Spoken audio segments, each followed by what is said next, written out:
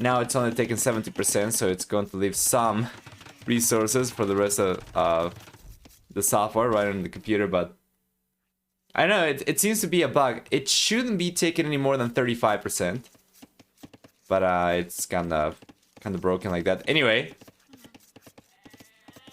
we are catching up, don't worry. We are going to be completely live. And for the players, well, we're going to have ACCM on the right-hand side towards the south over here. We're going to be using blue and red here as we often do.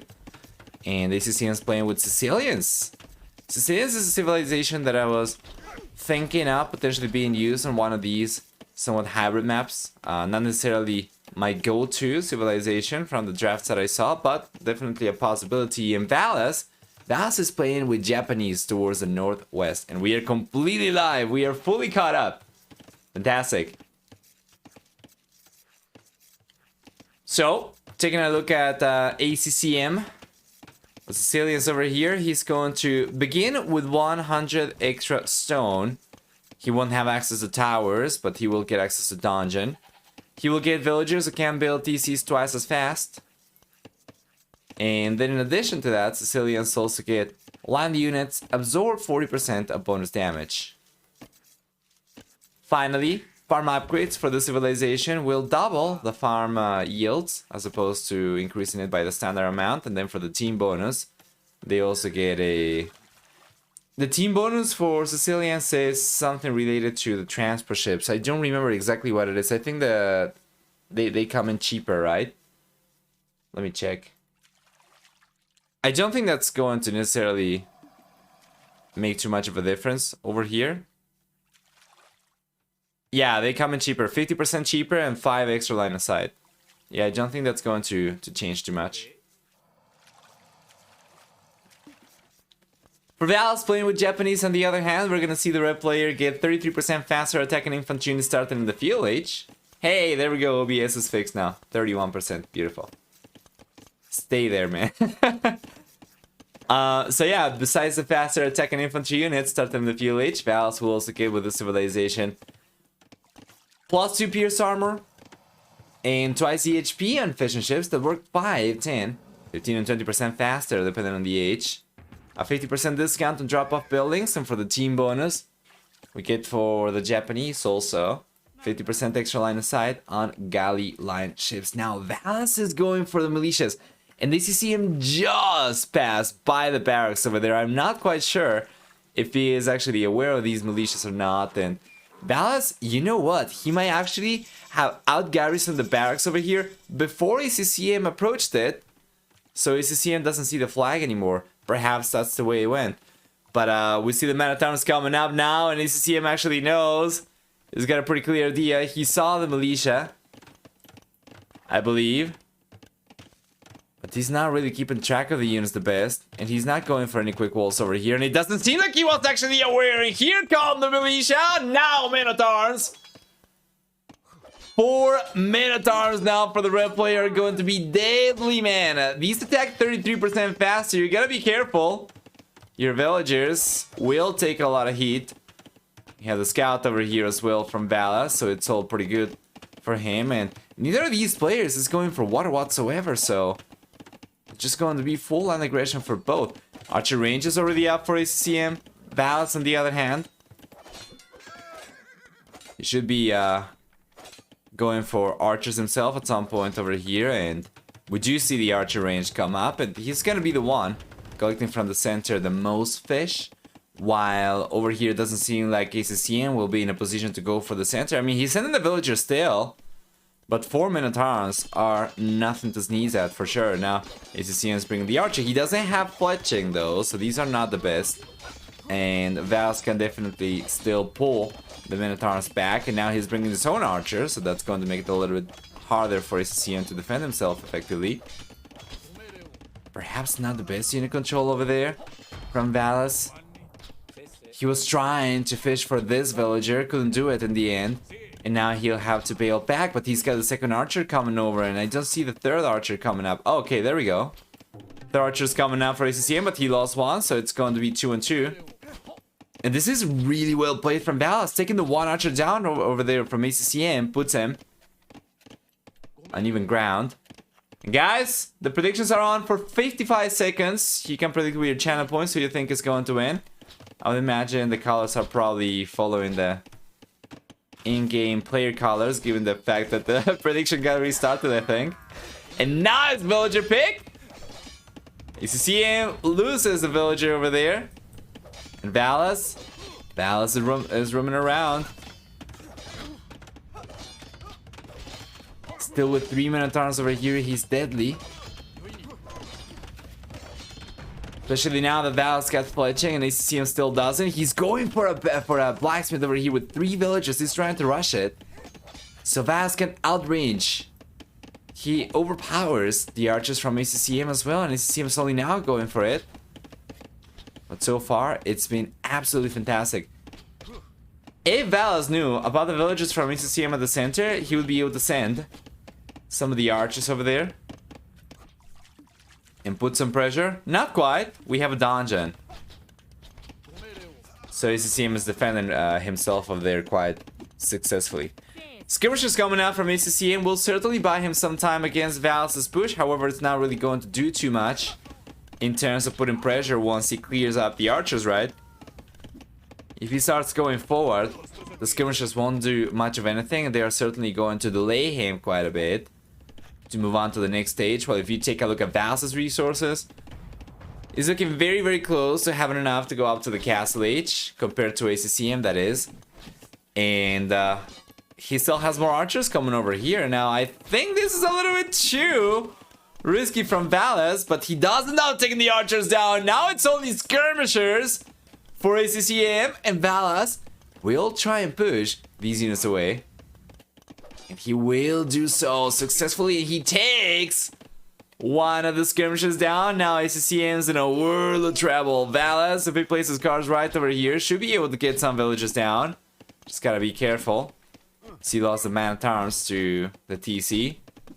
He's trying to take the archer down so that he can keep on putting pressure over here, but it's going to be pretty difficult. However, that is not the end of it. Now, Valas is coming forward with a bunch of villagers. He actually was able to take the dungeon down. Wow, and Bali's ACCM's villagers out of the center. This is huge, guys. All of this food is absolutely free.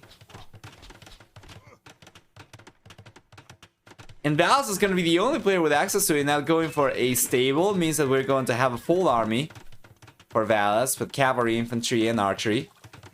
And ACCM is just trying for dear life. Just let me take some of the fish, man. Don't be selfish. Unfortunately, Valas is going to be full-on selfish over here because he wants all of the box turtles. Won't let the ACCM have any, of course, and there is a tournament spot on the line over there, so definitely you will see both players just have no mercy whatsoever. And so far, Valas has showed.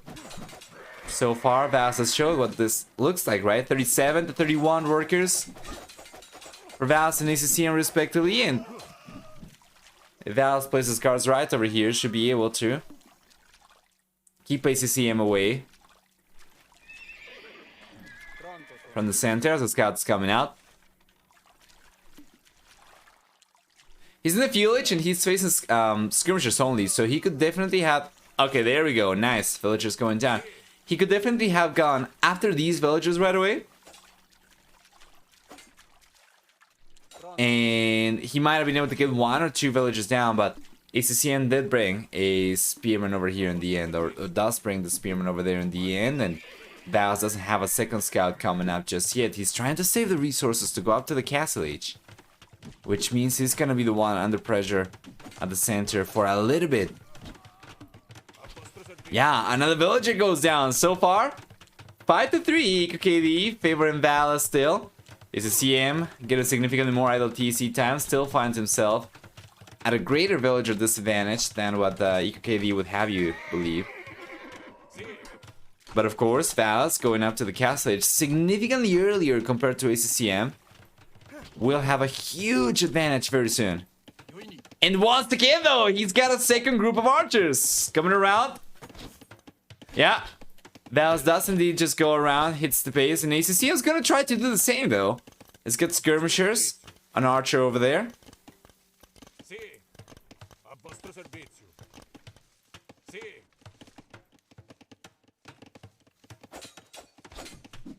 There we go.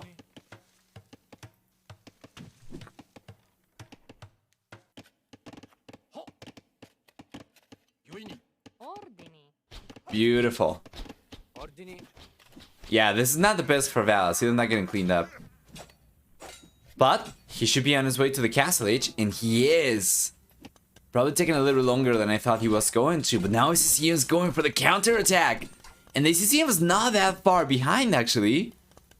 With 20 food workers, it shouldn't take too long for ACCM to have enough and click up to the next stage himself. And Roadrunner! Thanks so much for the gifted sub. Hey, and that sub is going to Dan the Man. I haven't seen Dan in a while. I haven't seen his account in a while, that is. Dan the Man is subscribing for 27 months in a row, which is remarkable. I mean, gifted sub, but still.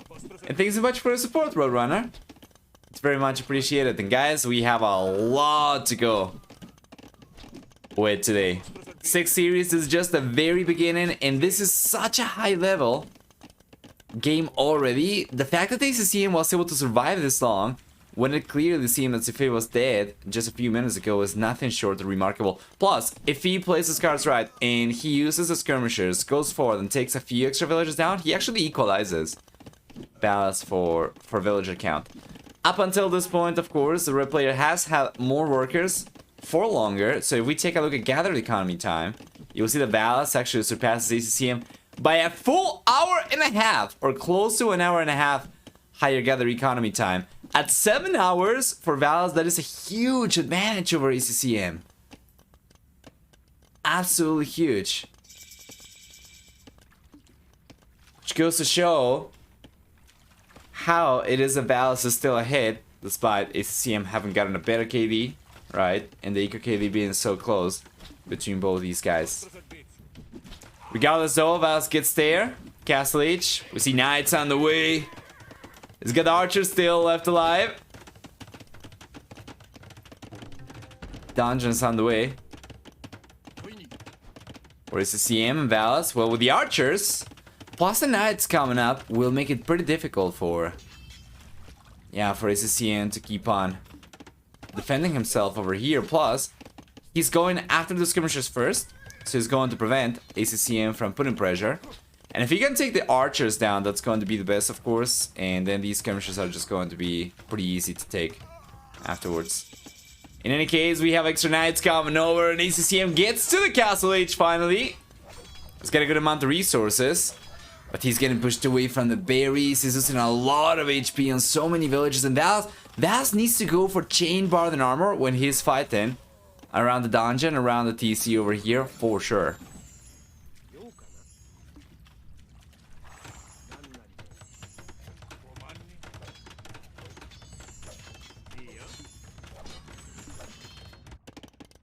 TC on the way for Valas.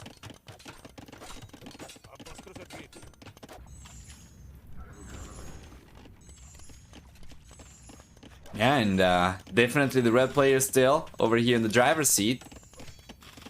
ACCM is going forward once again with whatever he had left, but it's going to be only skirmishers. He doesn't even have elite skirmishers, or Balking Arrow for that matter, so these units from Valas, this push from the red player is just so much deadlier compared to anything ACCM has to work with right now. There's only one knight over here for the bull player. Yeah, and then Valas is just going to keep on raiding around. Still no chain bar than armor, but it's still going to be, especially with the numbers of units he's got, enough to take some of the villagers down. And there we go, more villages crumbling, guys. The Eco KD is starting to get out of hand over here. For ACCM, losing 11 villagers so far. Still a bunch of knights left over here for Valas, and now he's got some monks to try and reset the HP of his army as well, so it's looking pretty darn good. Skirmishers from ACCM, we weren't really expecting to be able to achieve too much. And they won't. A single knight from Valas will take both spearmen down and the skirmishers. ACCM didn't seem to be paying too much attention over there, and now Valas is resetting the HP of his army. Very soon he's gonna go for it, try to push once again. And this is overchop, so it's open. It's the only wood that ACCM has left. If he has to move over to one of the right-hand side woods, those are going to be completely exposed. So this is putting ACCM in a very precarious position. Plus, 4 castles coming out right now from Valas.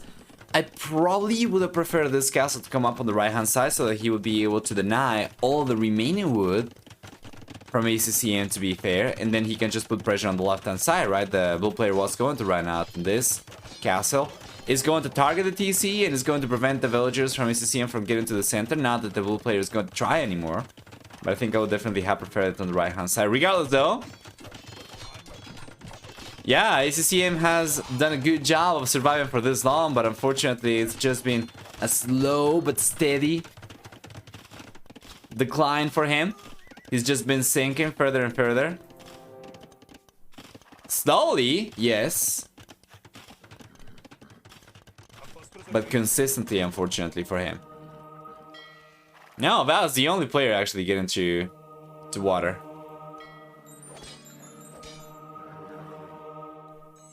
Beautiful. The conversion's coming up over here as well. Man, ACCM cannot catch a break. He goes on to goal to GG, and the game was pretty much over. Yes, the game's been favoring Valas for quite a while. Commendable job from ACCM to survive this long. There is no taking that away from him. But Valas played this game ruthlessly. He just did not give ACCM any time, any space to work with for the most part, except when trying to save the resource to go up to the castle age. But this was just such a portrayal of relentless aggression from Valas for the most part that it was just amazing to see. So well played. Valas won, ACCM 0. And if we take a look at the achievements, we'll see for military a better KD for Valas in the end. Absolutely. Gets a little bit better than 76. We take a look at economy on the other hand, and we see a stronger economy for Valas, and not by a little bit, by a lot. 15,000 resources, 15,400 resources versus 11,800 resources. Technology.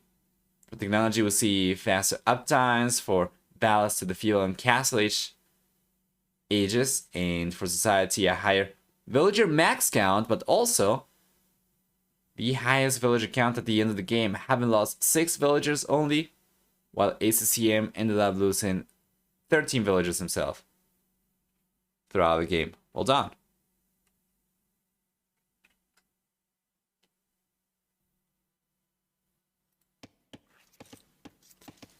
There we go, guys. We are in the next one. Valas playing with Dravidians. ACCM playing with Vikings. This is Northern Isles. You might remember this one. And the players will begin already with the transport ship, which allows them to get some scouting done around their enemy islands. Let's take a look at the civilizations, as usual. Starting with ACCM, the blue player, we're going to see the Vikings get 15, 20, and 20% cheaper navy production in the feudal castle and imperial ages. Besides that, we're going to see for the blue player, free wheelbarrow, free handcart, and then on top of that, we have for ACCM, in addition to that, 20% extra HP on infantry units throughout the game. Well, for the team bonus, Vikings will have 15% cheaper docks. So what do we get for Valas instead? Valas is playing with Dravidians. Now, this is a very interesting civilization. Dravidians get a unique unit on water. We don't get to see very often, but I'm wondering if we are going to get to see over here. I think I might have asked this a while ago. I don't remember exactly what the answer was, but longboats and Tirisadai, what's better? Because I think that Tirisadai, they are stronger against... I think they are good against fire type units, aren't they? Kind of like the longboat as well, but I think they kind of die to war galleys, if I'm not mistaken. I'm not really sure what the matchup looks like against longboats. Regardless, besides that, the Dravidians will get 200 extra wood upon reaching a new age. We are going to have... sorry. Longboats... Yes, they do well against fire ships, So I was saying that Tirsai, I think it does well against fire ships, but I think it dies to war galleys, right? That's not to say that longbows die to war galleys right away. They actually do alright until you get too many numbers, by which point you're usually better off just going for war galleys as well. And equal numbers, Tirsai, there we go. Yeah, so anyway, 200 extra wood upon reaching a new age, the Dravidians that is. They get a 50% discount on barracks upgrades. And then in addition to that, they get 25% faster attacking skirmisher, elephant archer type units. There we go. Yeah. Fantastic. And for the team bonus, I believe Dravidians also get 5 extra population for each dock that they go for, right? So they save a little bit in houses, depending on how many docks each player goes for. You're expecting the guys to be going for 2 at the very least over here. Usually you're going to see even 3. However, we do have the dock on the back for ACCM, and Valas got the dock 4, so it's going to try and be more aggressive by the looks of it. As ACCM is going up on 22 workers, it's quite clear it's not going to be a fast castle over here for anyone. Instead, the players will try to play for the water control. Valas has already transported the scout over. He's got some vision of ACCM's side of the island. There we go. Dravidians has the ultimate, fully upgraded tech with their ignore armor, melee armor technology. That would be wood steel. And the Imperial H, yes, infantry and cavalry or mounted units, I believe, right? They ignore armor. It's pretty good.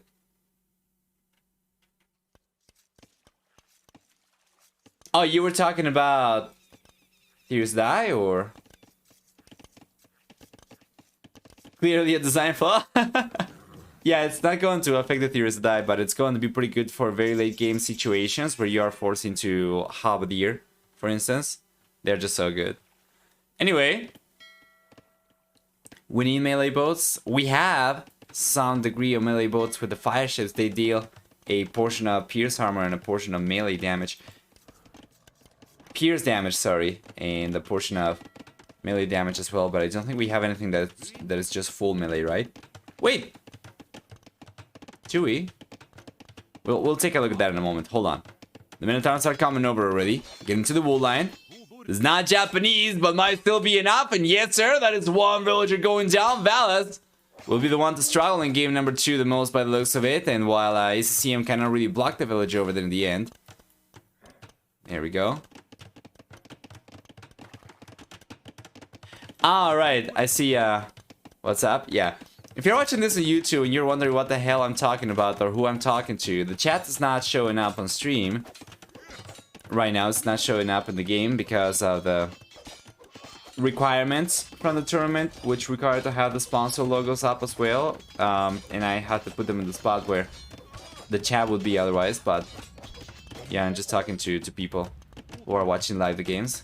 So if you're watching on YouTube, you definitely have to come over the Twitch page at some point and watch some of the streams live because you guys are missing out. Takes a much longer time for the videos to go up on YouTube as well, usually.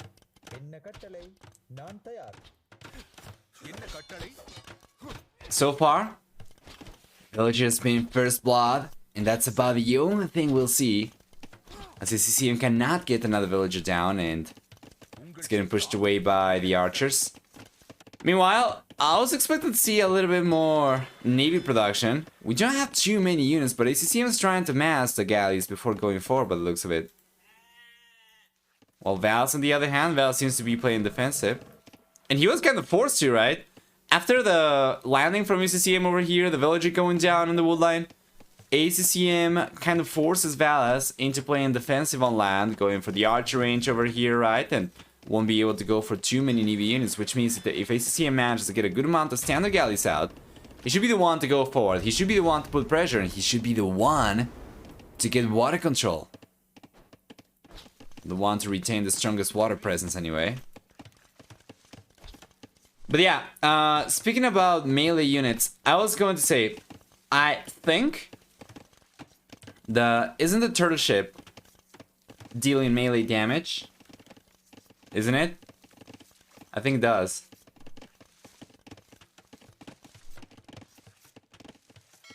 Chat is not showing up on stream, but they still have the most stupid discussion in the Highland still, right? Hi, you two, rip. Get wrecked, Cliffy.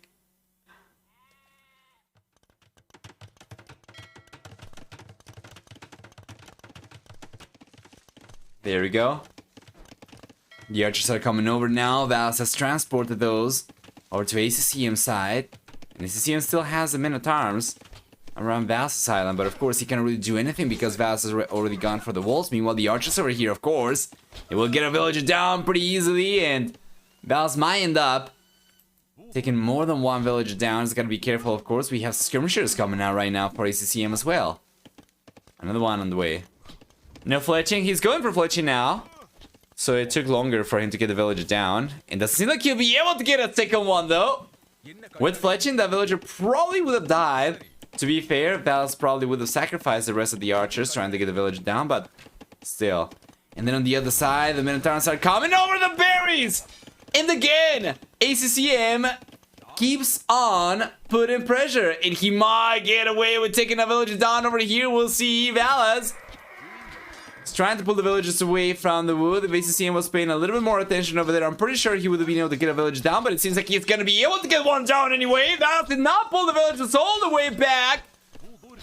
Only halfway towards the TC, so he loses another villager. And you know what? ACCM is looking great. He is going forward. He has put pressure on water as well, so it's not just the villagers he was able to take. If you take a look, the villager counts 33 for Valas and 34 for ACCM. Right, Valas took 2 villagers. Valas lost 2 villagers to ACCM. ACCM lost 1 villager to Valas, so it makes sense. But Valas lost the efficient ships. He doesn't have any efficient ships anymore, so EQKD over here certainly favors ACCM. The current ratio of 3-1. Valas will be the first player to go up to the Castle Age, though. In a surprising turn of events, while ACCM, on the other hand, is trying to get the market up. He's going to try to balance his economy. Probably won't take too long to go up to the Castle Age himself as well, but this is looking a little bit better for ACCM still. Valas wants to believe, though. He's going to choose to go up to the next stage, go for War Galley, get the fire ships out, and try to get water control, and hopefully like that, still hold on to his lead in the series by taking game number 2. If he ends up getting full water control, because of how many resources we have at the center, it's going to be very darn difficult for ACCM to come back into this one. However, the Will player is making use of the market, and he's on his way to the Castle Age.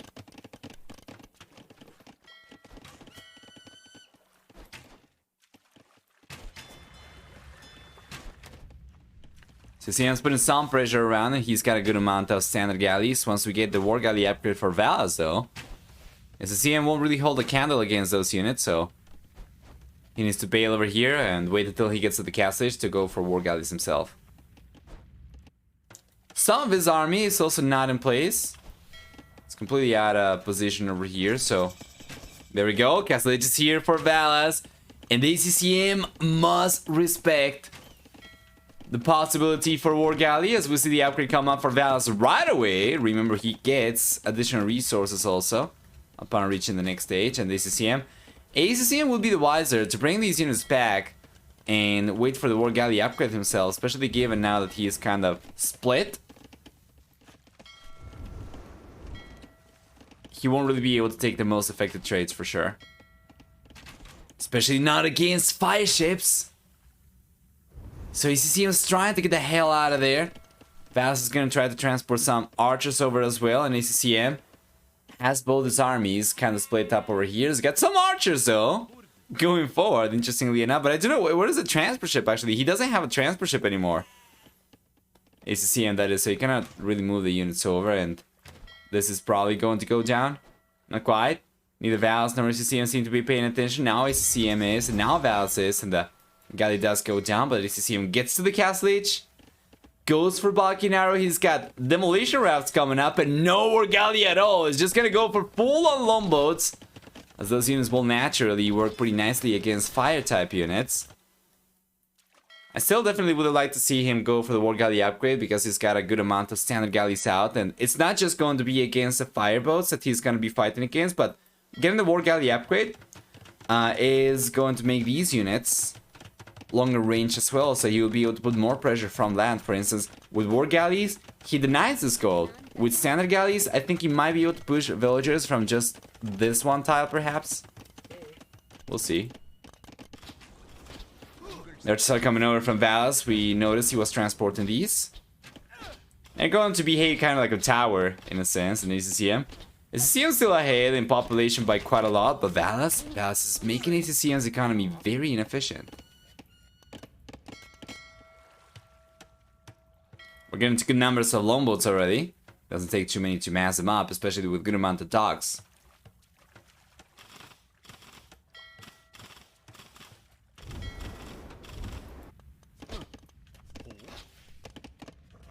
Here we go.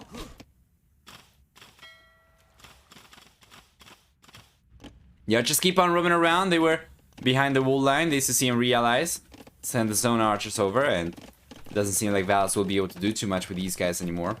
It's got only 3, even with fletching. That's still going to be like a moonshot of sorts when being chased away by crossbow. So ACCM is going to be fine in that regard. Then it seems like he's going to be fine also on water. Take a look at that.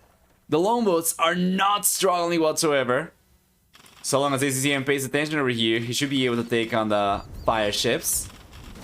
He's gotta be careful. This is not a unit to fight melee distance. But yeah, as long as he's able to keep on kiting, he's going to be taking the better trades.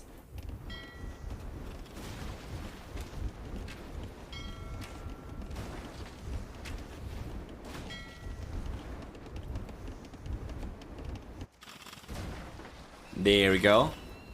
Yeah, wow. And the fishing ships are getting just melted.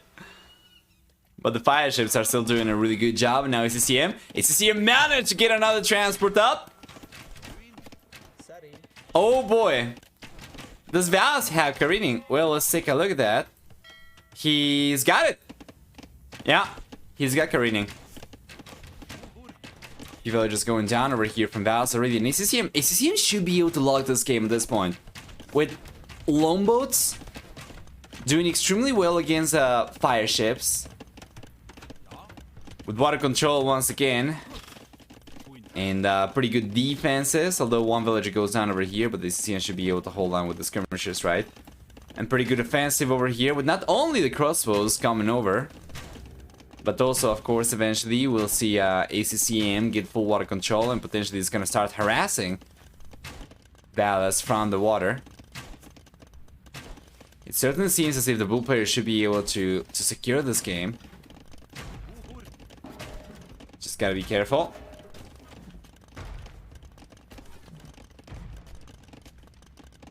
Ballistics on the way now as well for ACCM. He didn't have it. That's going to make the crosses even stronger. Yeah, and there isn't really a lot for Valas to do over here, is there? ACCM slowly but surely is going to start pushing forward. So now he's switching from a defensive position with these longboats over to an offensive one. So he's going forward. And he'll be able to protect the crosses as well. If he brings the longboats over here, he will be able to take the Scorpion down pretty easily.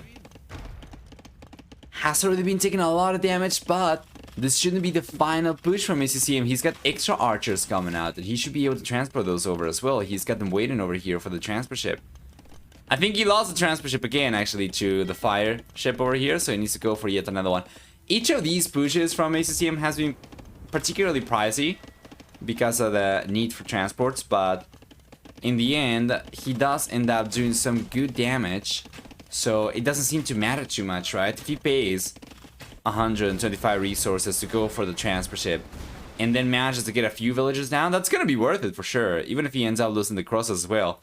Left hand side, Valas is taking the fishing ships down from ACCM. ACCM doesn't care about it. He's got already enough economy on land that he doesn't care about his water economy too much, and he's got even enough resources to click up to the Imperial Age. And up to the Imperial Age he goes. Meanwhile, Valas up to this point, has not managed to get even wheelbarrow in. So no wonder the economy for the Bull player is significantly stronger. That's gonna keep on defending with the Scorpions over here. And, sure, that's going to buy him a little bit of time against the Crossos, but this is not going to be, once again, the end of the push, not even close. ACCM should be able to keep on going for more archers, crossbows. Once he gets to the Imperial Age, he'll be able to get for Bracer, Chemistry, the Arbalister upgrades, and if he transports a few units over here, Valas doesn't really have anything to fight against Imperial Age units, right? The Scorpions are not going to be strong enough against Arbalisters. Nothing that he has got is going to be strong enough against that. Magnos, of course, won't be.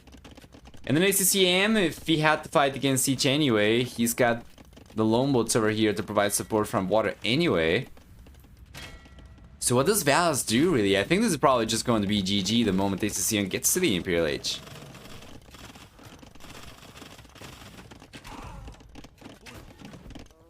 There we go.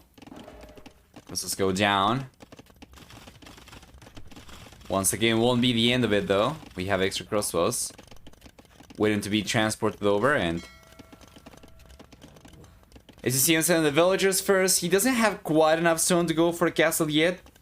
And I'm pretty curious, he could go for the center and already secure it. However, if he goes forward, he might be able to just seal the game by completely defeating Valas.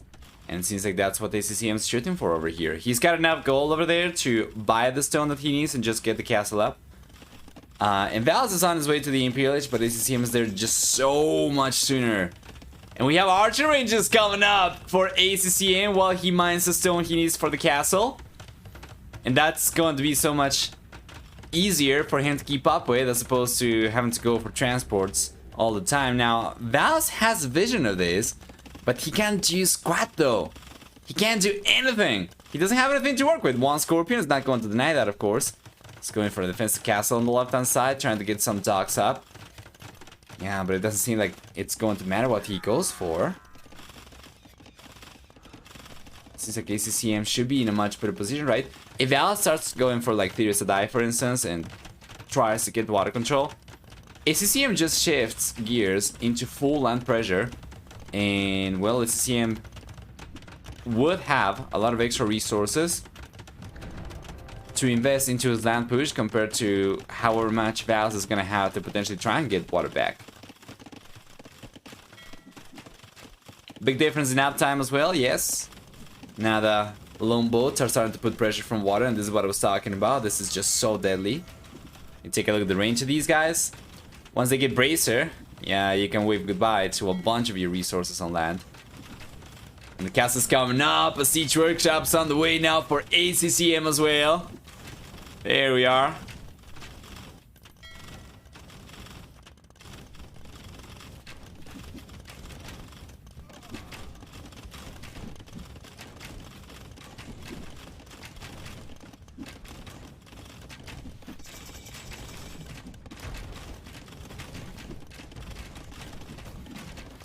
Beautiful. Valas survives. See the Imperial Age. However, ACCM's got a Trebuchet already on the way. He's got Arbalisters already, just finished researching. He's got Bracer. He's got Chemistry. Of course, Vikings, they do not get Thumb Ring, so the only thing that we are missing for ACCM's archers to be fully upgraded is going to be Ring Archer Armor, but he might not actually need it. The Arbalisters over here are just doing so much damage, and between the longboats and the Arbalisters, take a look at the amount of range that we have over here for ACCM. It's ridiculous. It's so high. Here's Alaya trying to hold on over here, but it's not going to be enough. As guys, Valas calls the GG, and ACCM equalizes the series over here, guaranteeing a 4-game set. Of course. And what a great performance. Well done. Strong KD for ACCM, not even close. It was approaching 7-4 for the Bull player, actually. For the economy, we see a stronger economy for ACCM as well, right? It's going to be very, very good. About 12,000 extra resources. For society, we have a higher society score over here for ACCM with the highest villager max count.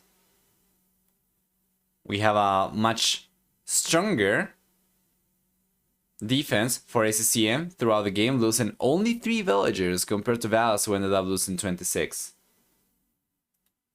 APM is going to show the exact same APM for both these guys at 63. Game effective APM as well, so very, very similar in speed. As a matter of fact, even the graph is going to reveal somewhat even peaks and valleys, right? At similar points in time in the game. But yeah, let's go back.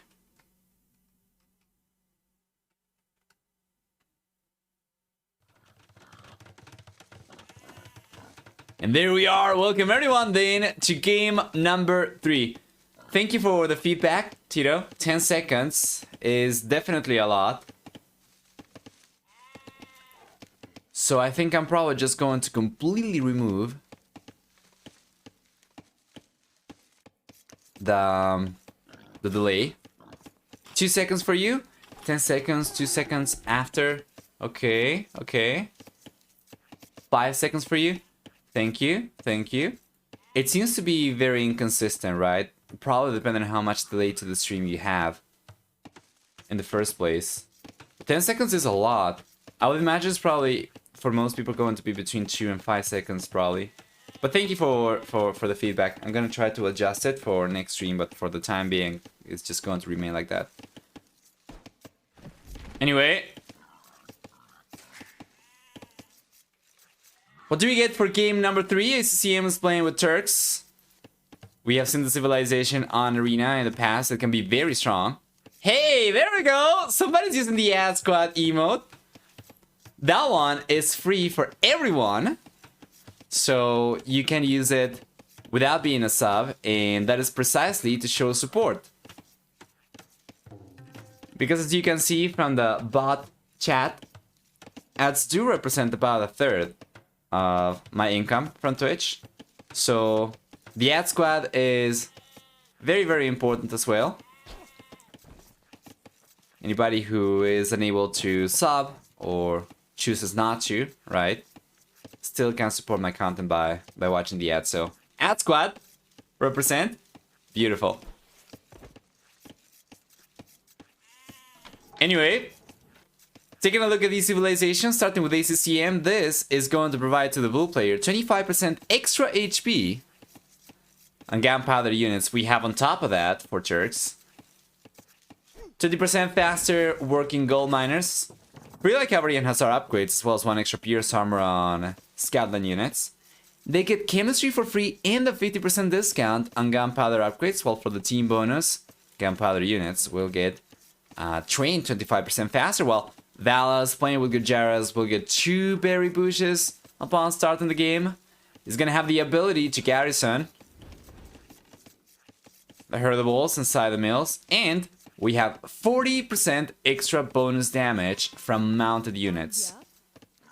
For the team bonus, they also train elephant and camel type units 25% faster, and that's going to be about it for the civilization. And I gotta be honest, I'm liking ACCM's choice over here better. I'm not really sure what Valas is gonna be able to go for over here too much. ACCM is going to have plenty of choices. We have seen Turks already play so many different ways in Arena in the past, between fast imp, hand cannoneer and bombard cannons, and just fast castle janissaries as well, or potentially even late game cavalry archer camels, right? Can be very strong. Against Valas, you probably wouldn't want to go the cavalry route for cavalry archers and camels, right? But janissaries are going to be certainly strong. Hand cannoneer can be certainly strong.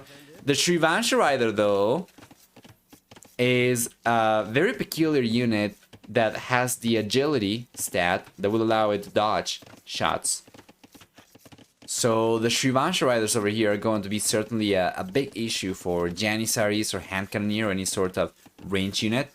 We are going to see how it works out. It's all going to depend on what the plan is. ACCM does not seem to be particularly interested in going for a fast castle drop over here. And he's just going to go for the standard fast castle, probably. Yeah, he's not going for... I don't think he's going for fast imp, right? We saw this before once, remember? I don't know if you recall from Warlords, where there was Turks on Arena, and then the player went up to the fuel H at a standard time, so it seemed kind of like a standard fast castle, right?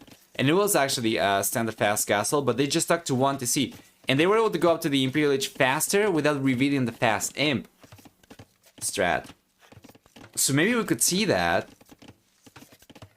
I guess we are going to find out. Certainly seems to be the option to make the most sense for ACCM right now. And Valas, well, Valas is just going to play for a standard fast castle.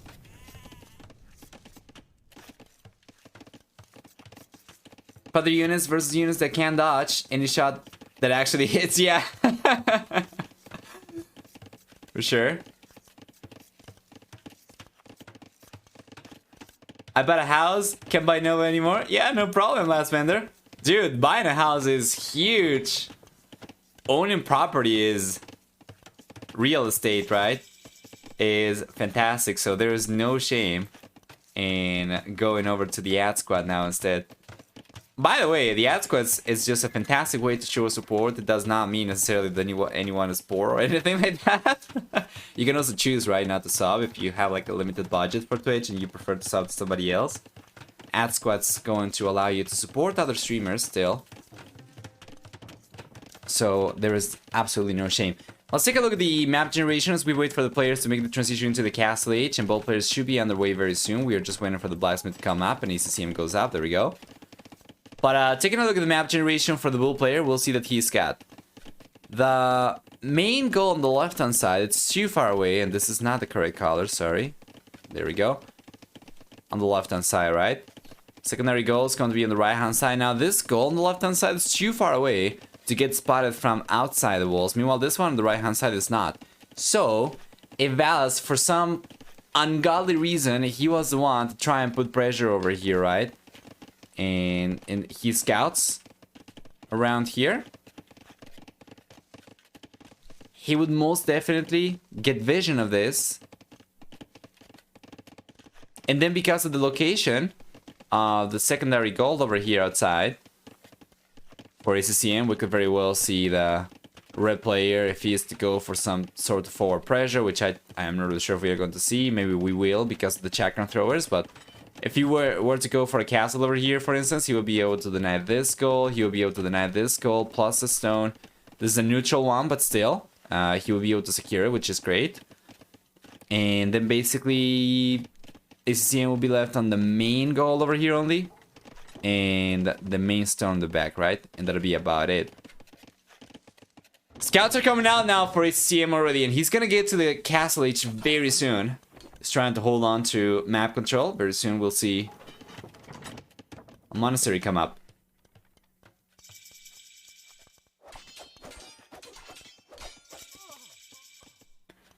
The nations guy likes Gujaras and Dravidians. Do they have Hindustanis and Bengalis? The nations guide is an extension that you can access on Twitch. It should be on top of the stream right now. It's got a little Age of Empires tech tree icon, I believe, and if you click on it, you can take a look at the tech tree. Okay, so it doesn't have any of the new civilizations, right? Yeah, it's probably very outdated, I would imagine. It's still somewhat useful, so I'm just going to leave it, but yeah, don't take it with a pinch of salt. Yeah, it's that thingy. It can be somewhat useful, still, for sure.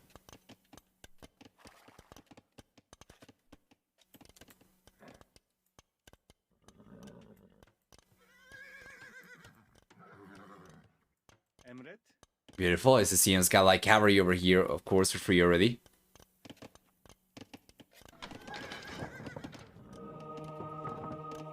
His reaction, Valas gets a spearman over there. Still, no one is going to get full control of the center yet. The relics are distributed in a way that is pretty fair for both these guys. We have one relic favor in each player. This one's going to be, for the most part, contested, even if it's a little bit closer to Valas. And then this one's going to be contested. The one on the right hand side is going to be contested as well, this one, even if it's a little bit closer to ACCM. Here we go.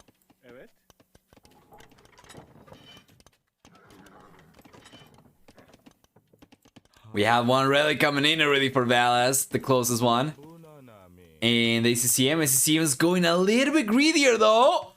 He's gonna lose the monk. Is he? He's not. Valas was going the right direction and then he turned over to the north to try and push these light cavalry into the monk and try to get the conversion right. But that means that he actually allows ACCM to get the neutral relic over here. That is actually huge because now ACCM is going to have this one fairly close. He should be able to have it pretty much guaranteed. And then these two are going to be contested. And if ACCM can get access to just one of those two, it's going to be on the lead, right? With 3 relics versus only 2. 5 scouts versus 6. Light cavalry over here for both these players, favoring ACCM. We have a camel from ACCM as well. He ended up taking it. The monk's coming over. ACCM saying the one light cavalry over there should be able to take on the monk, and he will. Yes, sir. Bow! Get wrecked. It's gonna collect this one, right? And we were expecting this to be basically a guaranteed relic. However, this one, if he gets that one, that's already going to guarantee 3 relics for ACCM. And, you know, he could potentially even end up getting all the relics if he does end up going for the right-hand side one, but he loses the monk over there. Well played, Valas. He's able to hold on, or at the very least, prevent the relic from going down over there. And ACCM did not have vision of the monk over there, I think. Should have sent the one light cavalry over. He should try, he should realize the relic has disappeared from the fog of war. He's not going for it. Oh man. He's not going for it at all. Rip.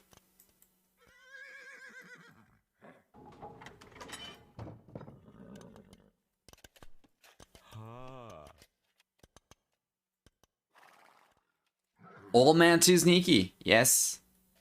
That's going to be 2-2, and the ACCM still has this one up for grabs, of course. And once again, so long as he's able to collect only one of the contested ones, he'll still end up on top. However, 2 monks going down over there is not going to be cheap. He's got 1 left over here, and he's going for yet another one in case this one gets sniped as well. And where are the light cavalry, Valas? It's going to reset the HP of these units. He's done a really good job in that regard. The army from ACCM is not anywhere near as high HP.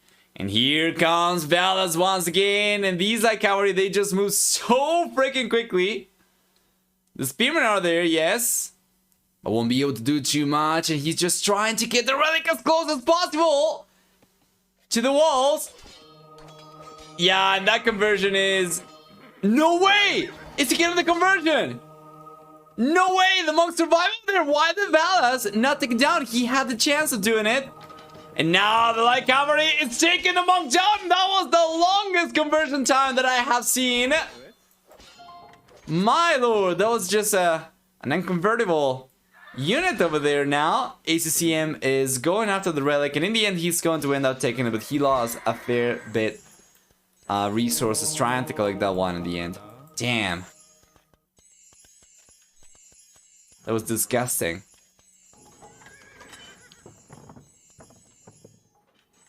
ACCM retasked the monk. Retasked as in he cancelled the conversion and then tried to convert again, or as in he retargeted. If he retargets, I think it doesn't really affect the conversion time. I think it charges anyway.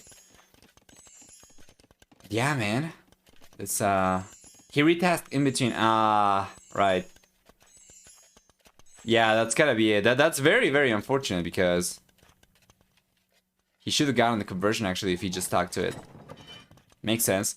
That's still ended up collecting 3 relics, so he'll still be on top in that regard. And he did go for the 2nd and 3rd TC, so it's not going to be the 1 TC fast-ish imp that I was talking about earlier. Instead, it's probably just going to be cavalry archers, I guess. What does he really go for, though? Both these players will be going up very soon. Valas got the upper hand for sure. It's going to be going up a little bit earlier compared to ACCM, yes. It's got 4 TCs. Let's take a look at gather economy time.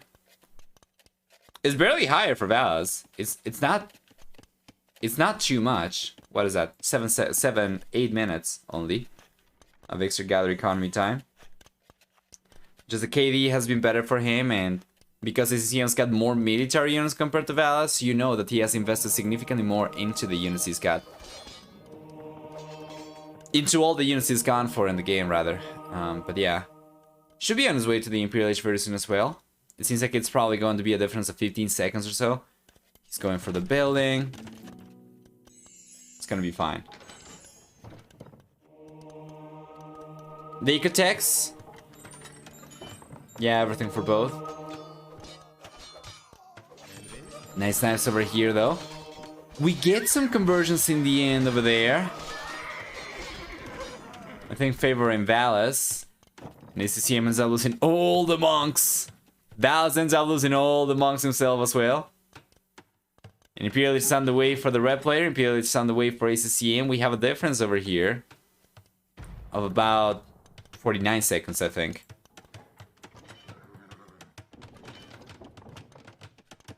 Resource Collective Valas has had better economy, so by taking a look at gather economy time, he's got about half an hour more. That should amount to about 600 resources.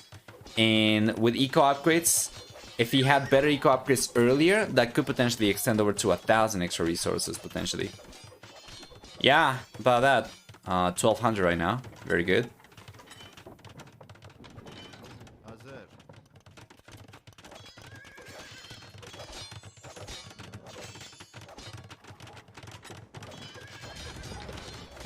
Archer range is coming up, so it's going to be cavalry archers, yes. Cavalry archers and camels. Against Gujaras, man? I didn't know about that. Yeah, I didn't know about that. Mahayana is coming up now for Valas. Kshatriyas, sorry, not Mahayana. Mahayana is the Imperial one for Bengalis. Kshatriyas is coming out. This is going to bring a 35% food discount on military units. So Valas is going to have the units for cheaper.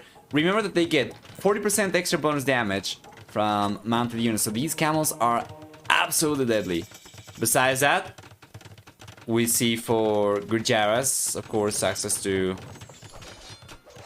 Shrivansh Riders, which are going to be pretty good against Cavalry Archer or any range type unit. And the camels, on the other hand, the camels are going to... If you have a meat shield of Shrivansh Riders and then camels... In addition to that, it's very darn difficult to make any sort of cavalry army work, even ranged cavalry right there. Man, that is all those villages going down for ACCM. He has to get an absolute denied, and Valas is looking just so darn strong over here.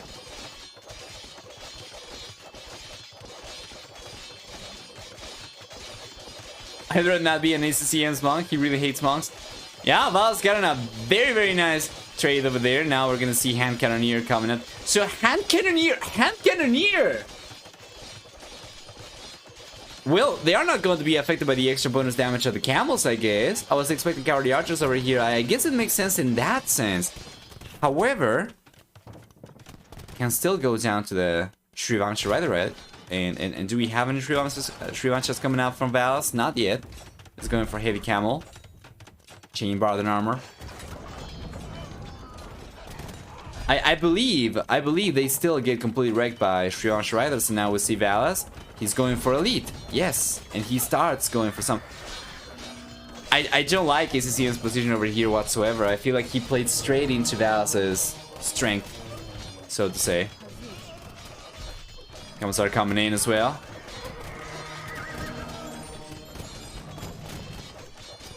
Finally, some good conversions for the Wool player. Unfortunately, he's not really going to achieve much of anything at this stage of the game already. Valas can easily replenish these guys.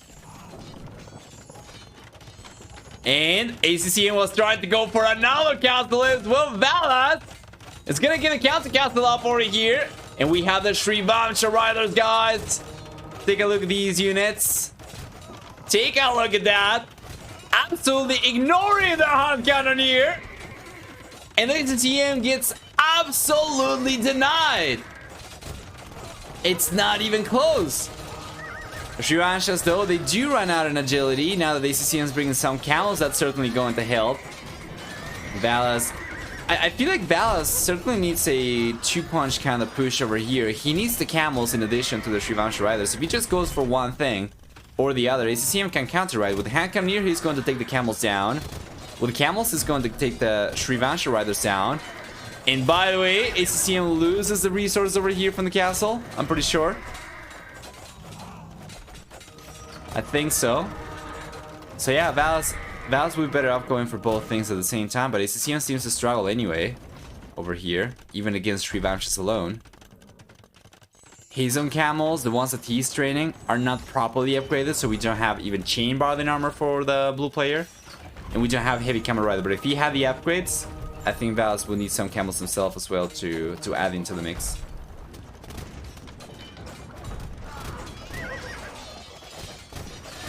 Yeah, cavalry archers doesn't make sense right now, of course. He cannot make the transition into it. I mean, he could make the transition, it would be too expensive, but yeah, if you're talking about earlier when I was taking a look at this, it doesn't matter that it doesn't have the upgrades then, because an arena, you usually go for the upgrades before going for the units, so if he takes longer and then starts going for the upgrades, it's still fine.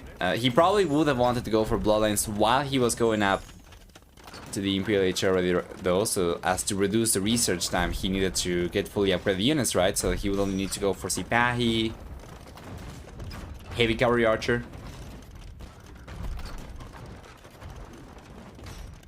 But yeah. Now we see the upgrades coming out for camels, for ACCM. The camels he was going for up until this point were very, very lackluster. Now with +2/+2, at the very least they're going to be a little bit stronger, and he's just finished researching bloodlines. Heavy camel archer, there we go. Heavy, sorry, camel rider, not archer. And there we are. ACCM is in a world of pain.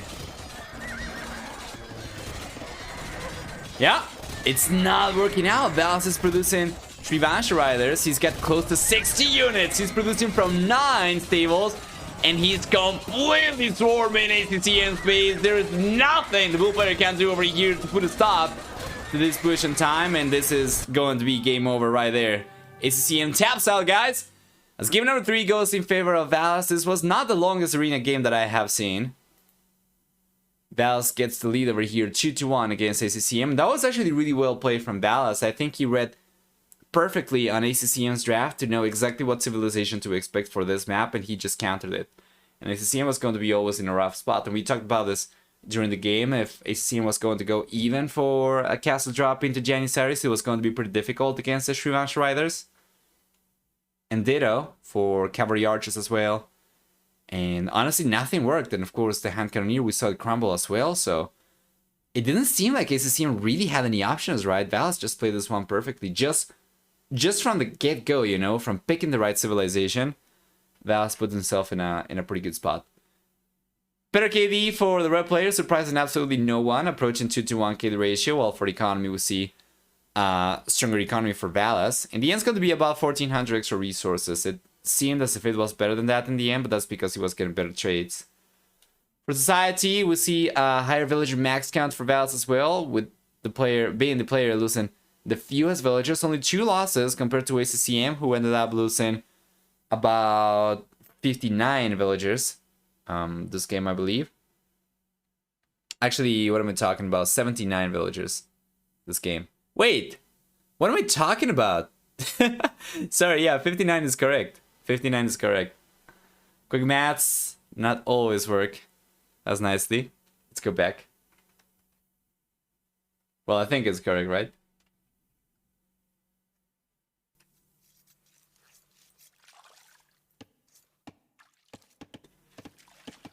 And welcome everyone then to game number 4. Match point, as it was always going to be the case for game number 4. We'll see this time around Lithuanians for Valas, who's playing in the northwest, versus Byzantines for ACCM, who is playing in the southeast. For the blue player civilization, he's gonna get 25% cheaper skirm, spear, camel rider units. We have on top of that, we're gonna see for Byzantines also 10, 20, 30, 40% extra HP on buildings in the Dark Feudal Castle and Imperial Ages. For Byzantines, we also get free town watch, free town patrol. They're gonna have a 33% discount to go up to the Imperial Age.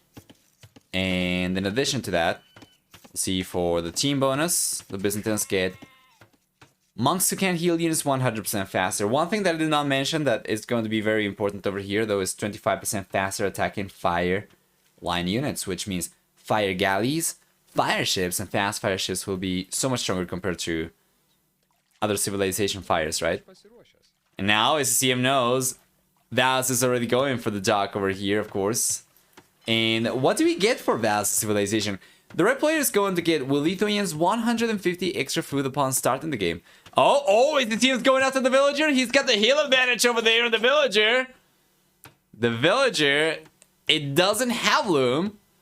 So ACCM could have tried to stick to the engagement. That he would have gotten the villager down, I think.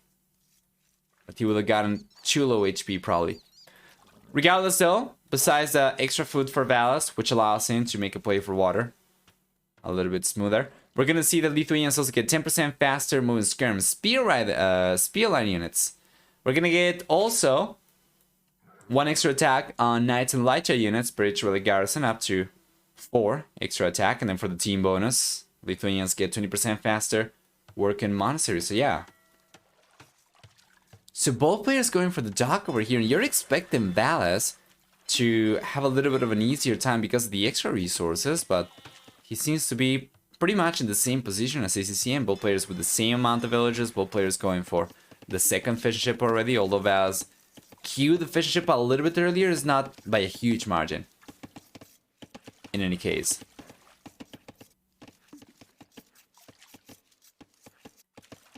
Yeah, ACCM got house over there for a little bit. Got about 15 seconds of idle TC time. Not ideal. Valas gets an extra villager over here because of it.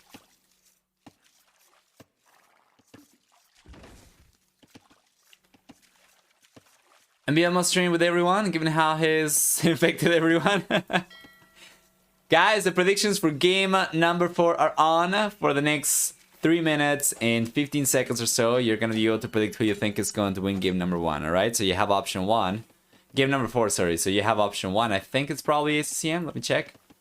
Yes, option 1 is going to be ACCM. Option 2 is going to be Valas. Thank you, Arbase.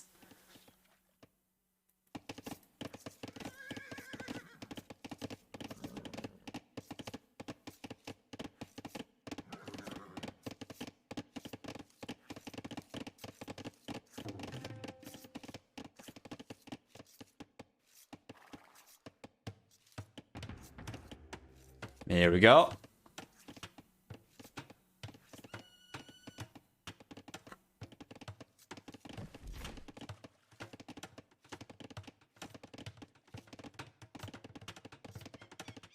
Beautiful. Village is gonna be here for both these guys at about the same time, just a few seconds faster for Valas. So that means this is going to be still contested, right? Well, maybe not so much. Second dock over here for ACCM means that he'll significantly outproduce Valas, and Valas, he's got the barracks up already, right? ACCM, not so. So it's going to be land pressure from Valas. It's been a sort of mini fish boom over here, and then he's going to get pushed away. So now he'll try to make a play for land. So what do we get for Valas? What is he going to go for? Archer range? Yeah, he's giving up on water. He just went for the mini fish boom over here. It's going to get a demolition raft and just try to go after the fish ships. So, no archer range coming up, no stable coming up. I'm very curious as to what Valas' plan is over here, though. He's going to lose water, we know that. It seems as if he's trying to make a play for land, but it took him so long to go for the archer range. And there we go, the demo shot over there. Was alright, was probably not the best. He's got another demo coming out, ended up taking a single fishing ship, but of course, we could see a much juicier demo shot coming up very soon. He's got a second chance over here. So he's going forward, and now ACCM. He is, I think he's aware, right? Yeah, he is aware of this. He's just going to pull the villages away. He's done a really good job. Keeping the fishing ships split apart means that he's only going to ever lose a single fishing ship at most. Yeah, and Valas knows, right? So 2 demolition rafts for 2 fishing ships. Not the worst, not the best. ACCM will now get in full water control, and he'll be able to go for more fishing ships if he wants to as well. So he's going to replenish his economy, and he's going to be fine. Meanwhile, on land, ACCM is going for a preemptive tower in front of the goal, which I actually like. And an archer range over here, he'll be able to defend with. If we take a look at ACCM's point of view, he has not really scouted what Valas is going for. So he could be expecting cavalry, he could be expecting archery. He doesn't know about any buildings other than the barracks, and even then, that's going to be just the foundation of it. So here come the archers from Valas. He's going for full land. Meanwhile, ACCM will take advantage of the water. He's going for extra fishing ships, so his economy is going to be stronger compared to Valas for sure. Even if he's got an extra idle TC time and he's going to fall in behind an actual villager count, the fishing ships kind of compensate for that. They definitely do offset for it. And we have archers coming up for ACCM, so he was going for it always anyway. Now he realized about the archers coming out from Valas, and he's gonna try to intercept the units. He doesn't have fletching though. Valas 3 seconds away from finishing researching it. He's got it. There we go.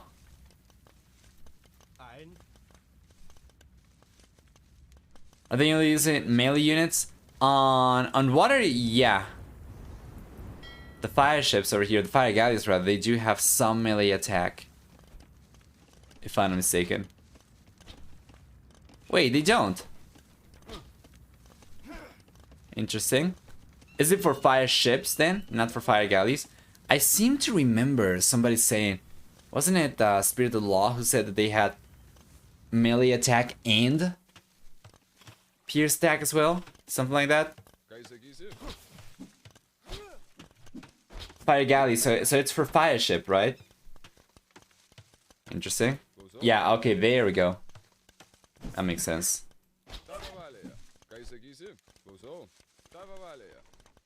Good defense for ACCM so far. It's doing alright. Not obscure enough. You want obscure? Try to figure out how to make a house attack. There we go.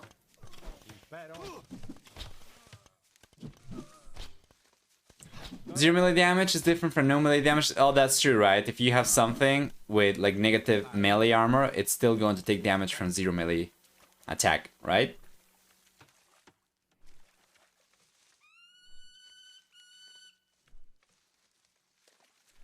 So we just have zero melee damage, which turns into 1 damage. Alright, true. I mean, the inner working of a Vampire is just so damn complex. Remember the first year of DE when we would have updates every month, sometimes even more than 1 update per month, and the game would consistently break? They would try to change one thing here and then something completely unrelated breaks. Good thing that they actually got the grips with the code, because yeah, I can imagine it's probably just full spaghetti, the code base for this. I imagine it probably had to be in order to run in the, you know, on the hardware that it was targeting originally back in the 1990s. Good old legacy code, yes. So far, ACCM has been able to defend just fine. Valas is going to defend against ACCM's counter push over here beautifully himself as well. It's not going to be too difficult. But ACCM, because of being the only player with water presence over here, still has a stronger economy with 3 extra workers. And will be on his way to the castle age very soon. Valas will be on his way to the castle age very soon as well. Some of the top pros don't even know how Chikunu damage calculation works. Yeah. I definitely know how it works. Yes. I just don't like to explain it, right? So don't ask for it.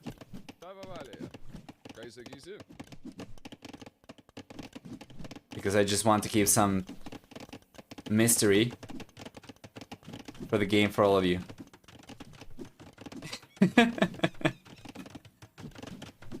Anyway, there we go. Yeah, the next stage is coming out for both these players. ACCM is going up a little bit sooner, just barely. Some people don't know what Schlachta is. Some people don't know how Schlachta is pronounced. I definitely know how it works too, so I won't ask. Yeah, that's good, Lucky. Yes. Beautiful. Very good defense for ACCM so far.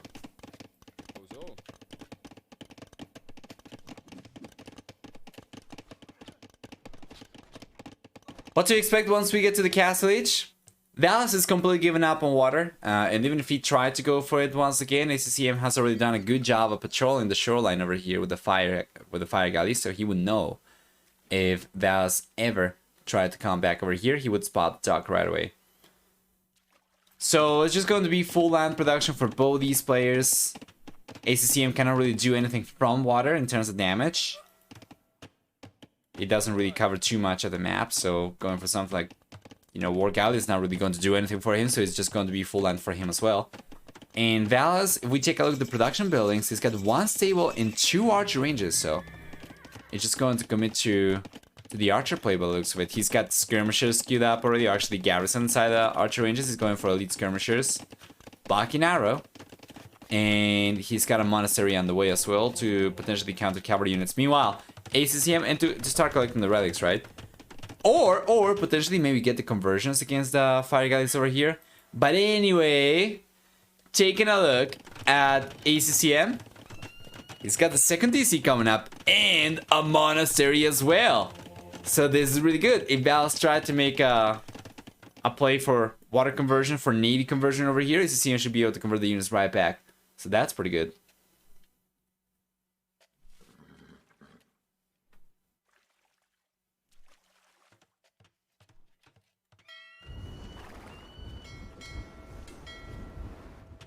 Second and third DCs on the way for Valas. Going for those a little bit later. Means that the ACCM should be able to hold on to his economy lead. Ideally, he wants to go for the third DC eventually as well. And he's got the resources, so the fact he's not going for it. Okay, there we go. Third DC is finally on the way now for ACCM. So it's gonna be fine.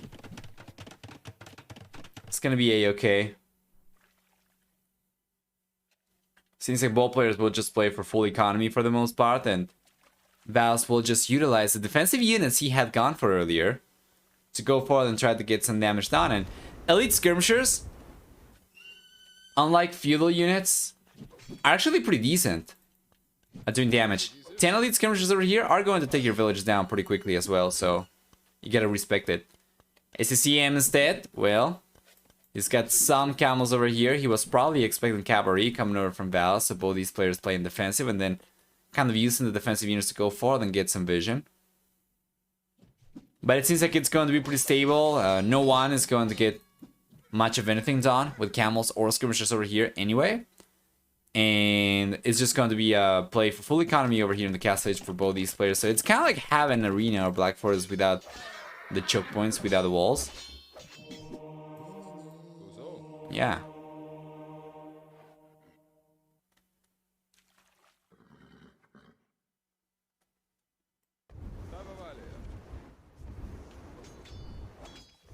There we go.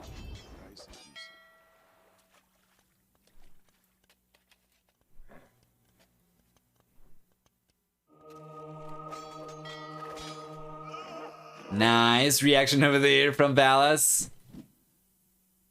ACCM still remains with full water control, and the only thing that Valas manages to do is just sneak a few skirmishers behind the woodland over here. And if ACCM is unable to clean these units up, eventually that's going to result in villagers going down. Remember, Balkan Arrow and Elite Skirmisher is going to have just as much attack as Field H Archer with fletching. So he's gotta respect this.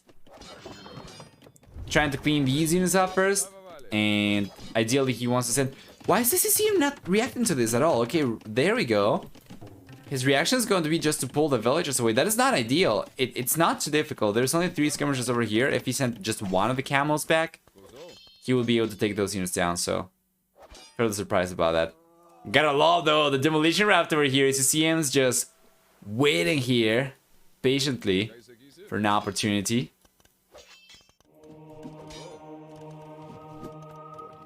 There we go.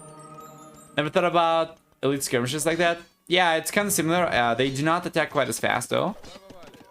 They're slower attacking, but it's going to take the same amount of shots. So if you send like a group of 7, 8 elite skirmishers, you'll still be able to 2-shot villagers. Yeah, and Valas realized, by the way, about the demo, was able to chunk a little bit of HP off it.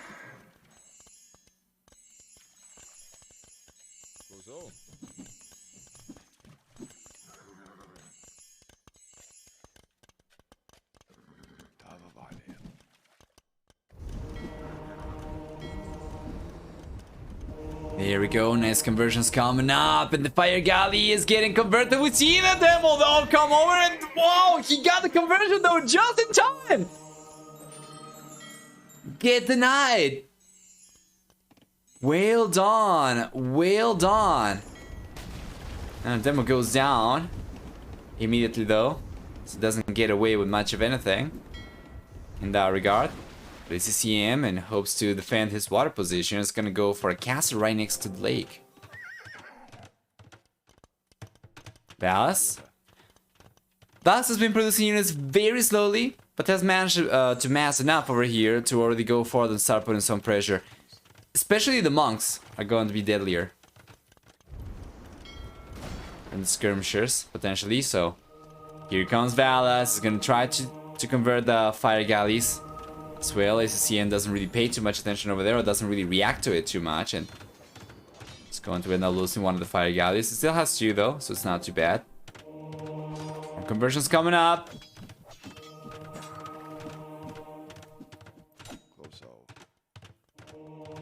And here comes the demo, and once again though, the demo gets targeted. And bow! Big shot! Takes the monk down.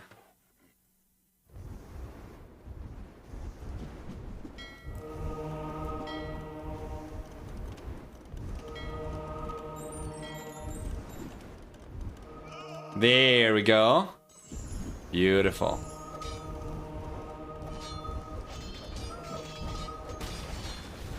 In the end though, that's converted units and that going down. We have a 40C coming up for ACCM, and the game's pretty stable over here. Valas has managed to rake in enough resources to click out to the Imperial Age though, in a moment. And ACCM is going to take a little bit longer, but if he used the market, he should be able to go up to the Imperial Age himself very soon as well. Remember that they get a 33% discount to go up. Does Valas not see the relic on the left? I think he just scouted now. He's got Spearman, let me check. No, he knew. He's just not collected it yet. With the third relic, Valas more than offsets for the lack of Blast Furnace for his civilization, so he goes up to +3 attack from the relics, plus up to +2 attack from Iron Casting, so that's going to be +5 total. Assuming that he doesn't not collecting the 5th relic, that is. And it's kind of necessary. With 2 relics, you are only compensating for the lack of the upgrade.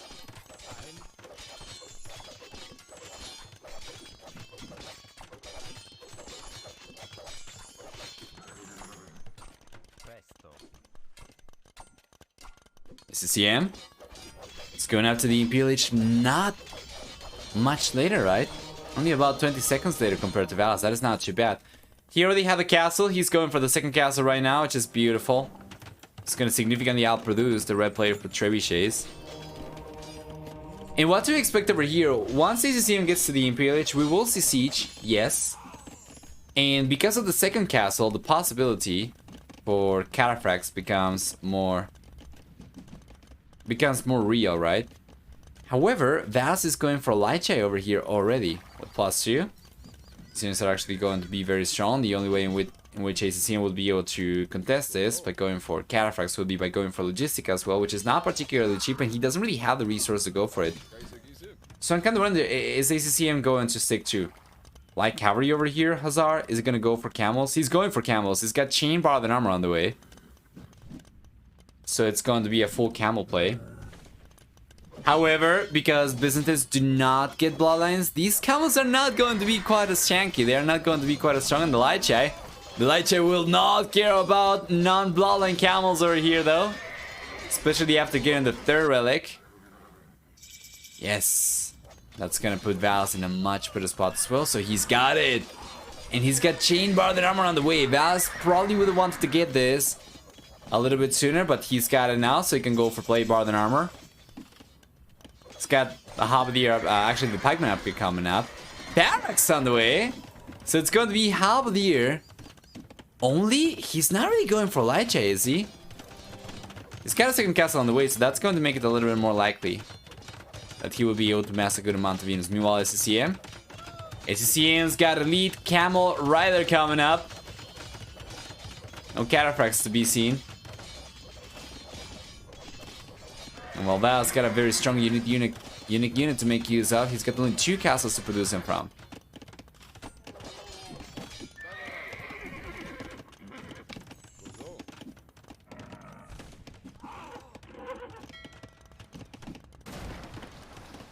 There we go, beautiful.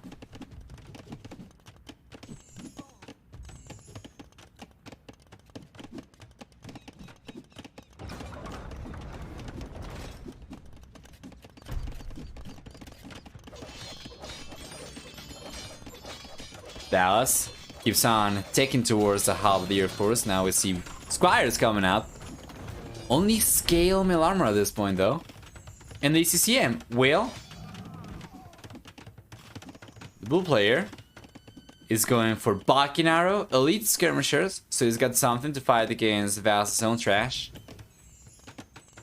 But for the most part, he's just been going for Heavy Camel Rider.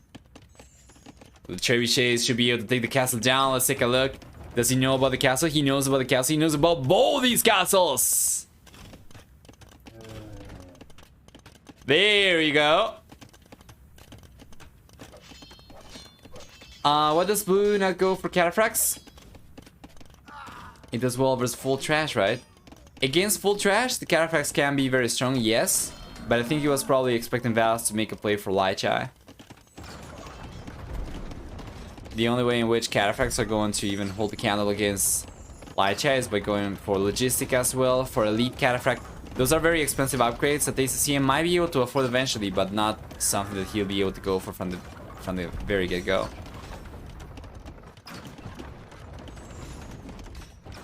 I thought ACCM was going to target the castle from the start, but no.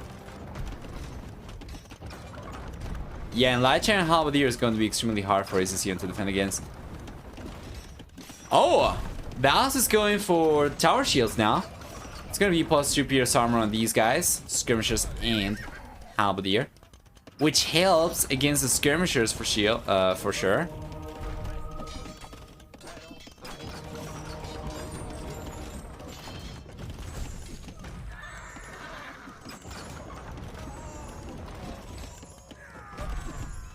There we go. So now ACCM is getting pushed back. So Valas' trash is actually stronger now compared to ACCM's because of Tower Shield. Valas has been able to get a better trade for trebuchets as well. He's taking 1 down so far. I don't think he's lost a single trebuchet yet. And here comes ACCM. He's gonna start going for Camel Riders once again pretty heavily. He's got Bombard Cannons on the way now. That engagement was not good for ACCM whatsoever. And Valas, well, Valas started going for a few Light Chai for sure. Still, of course, is missing many of the upgrades himself. These guys are not elite, to be fair. He's only recently gotten the 3rd castle up, so he didn't really have the best production potential. Now, with 3 castles, it makes it much more likely that he'll be able to sustain good production of those, and he's gonna start going for it. So yes, we have played Bard and Armor, just finished researching, +3, +4 for cavalry units. And Dallas could very well go for Elite Light Chai very soon. The only Cataphracts that ACCM ever went for, by the way, got converted, and now Valas is the only player with Cataphracts in this game. Yeah, well, Valas' population is not looking anywhere near as high as ACCM. It's actually ACCM, the one over here, taking the most losses, struggling the most to keep on pushing. And then on the left-hand side, ACCM does manage to split a small amount of units over and get some good damage down. So it's going to take some villages down over here. It's not going to be the end of it, of course. Valas still has extra gold miners elsewhere, so it's going to be fine. Yeah, right now, Red player doesn't have the resource to go for elite.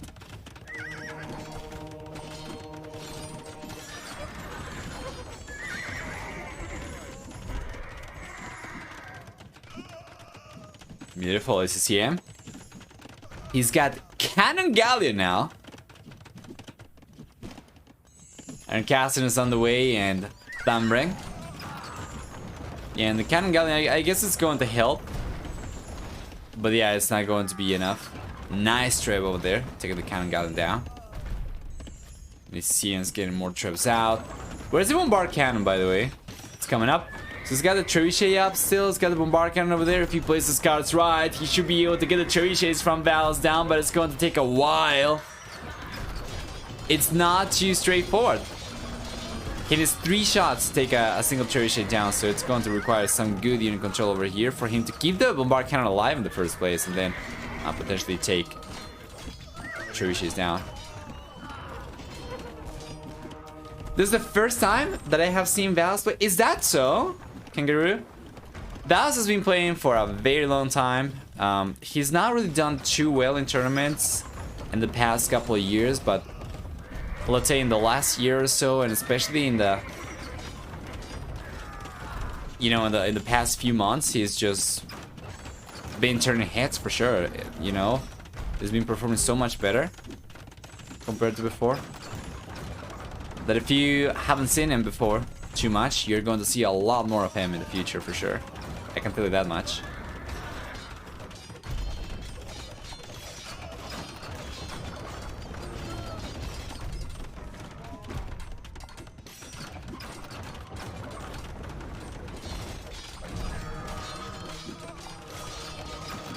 ACCM starting to get some momentum over here though. It's picking up some steam as Valas is going back. He's got the Halberdier over here. He's got the Lychai. These are not the lead just yet. And the Camels being controlled extremely well by ACCM. Trying to engage against the Lychai. Whenever we see the Halberdier come forward, then the skirmishers are going to come into play.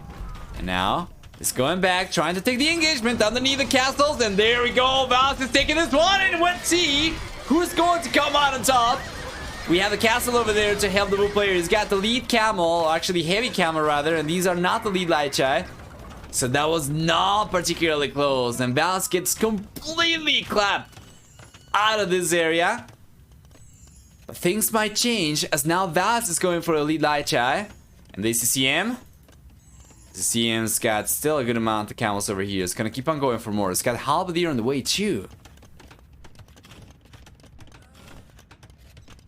So let's check. ACCM's got also stables coming up on the left-hand side, and this can be huge, guys. For as much as Byzantines are lacking in upgrades for the cavalry without getting access to Blast Furnace and without getting access to Bloodlines, they still do get Hussar. So we could see ACCM go for Hussar and start getting the raids going on the left-hand side. And you know what? Valas has struggled to keep up with population.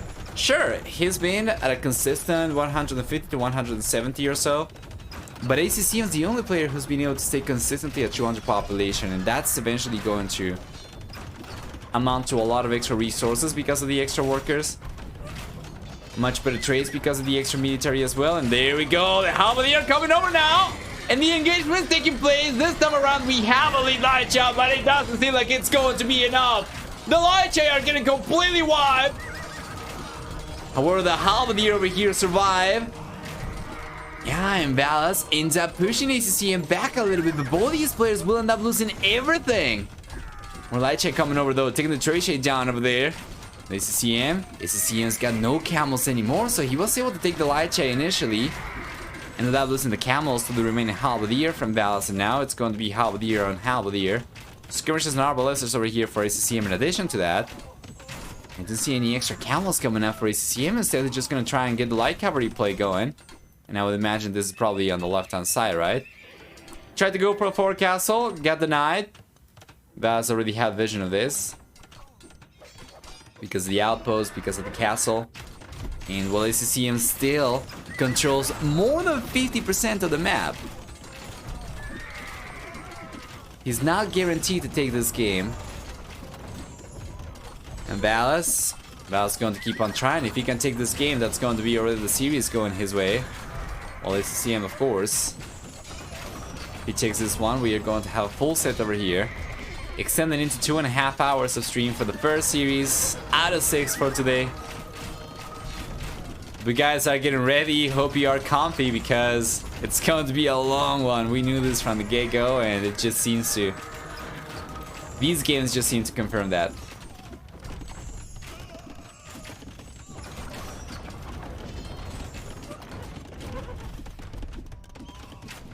There we are.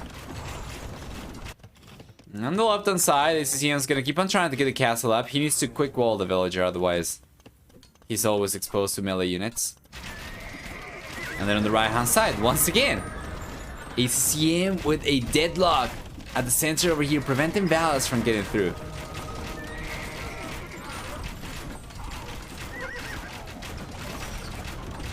Valas plays Black Forest so often. So the longer the game goes, the more at home he is. Yeah. Valas, wasn't he part of the Amigos? The Valas Tower Shield? Yes, Valas got Tower Shield.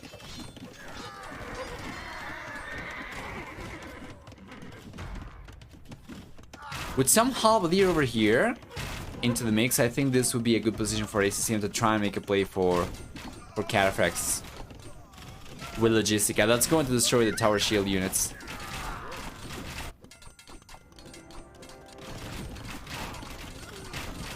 Doesn't seem like it's necessary though. Take a look at that military.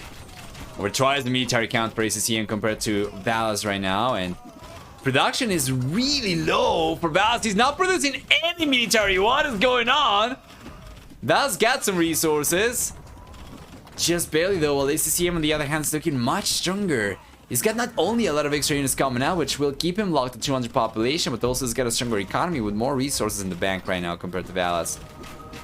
So it seems we are getting the definitive push over here from ACCM. The one Valas might not be able to stop whatsoever, and the one that's going to result in the fortifications going down.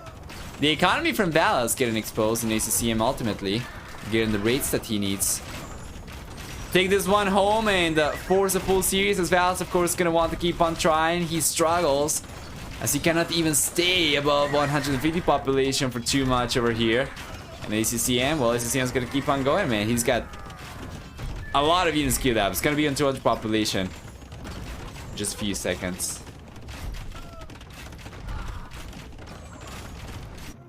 Yeah, there we go, guys. Valas goes to GG. And the first series is going to be a full series. No better way to start the day today. So, 2-2. There we go. Let's take a look at the achievements. And what do we get? We're going to see for military a stronger KD for Valas in the end. Go figure. Remember, however, ACCM was paying fewer resources for the skirmishers and halberdier. Specifically. He also had a stronger economy, which helped compensate for this. If you take a look at the KD difference over here, the delta. Valas ended up killing one, he ended up taking, he had like a positive balance, right? Of about 44 units that he was able to get against ACCM. 44 extra units.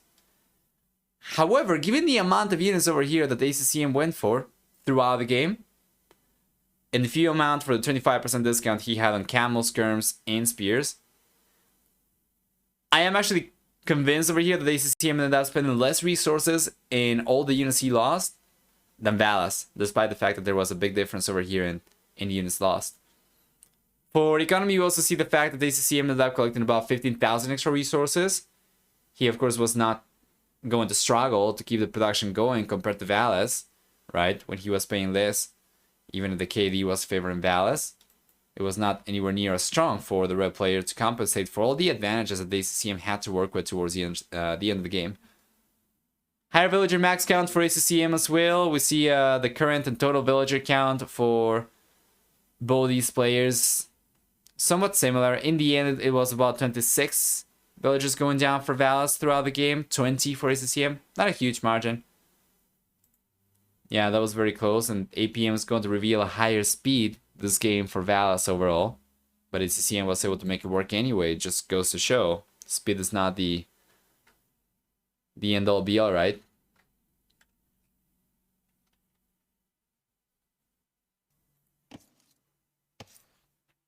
However, OBS is freaking out. Just give me one moment. Give it a second.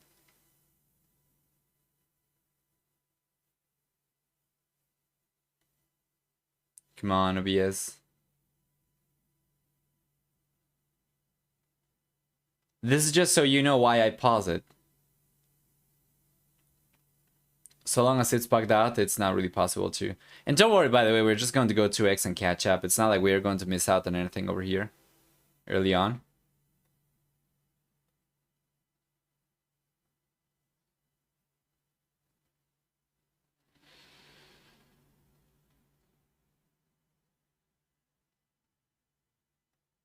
My lord. What is taking so long?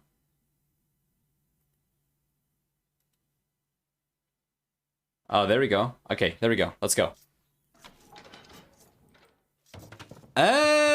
Not really. Whatever.